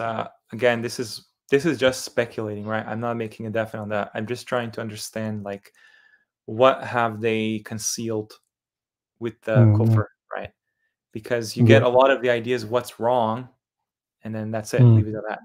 It's not enough. Yeah, and that's why I'm glad you're doing this, because work does need to be done on what is wrong, whereas I focus on what is right, but I do need to see, or others need to see, what is wrong as well, because this is constantly pushing people's faces, isn't it? All of these details.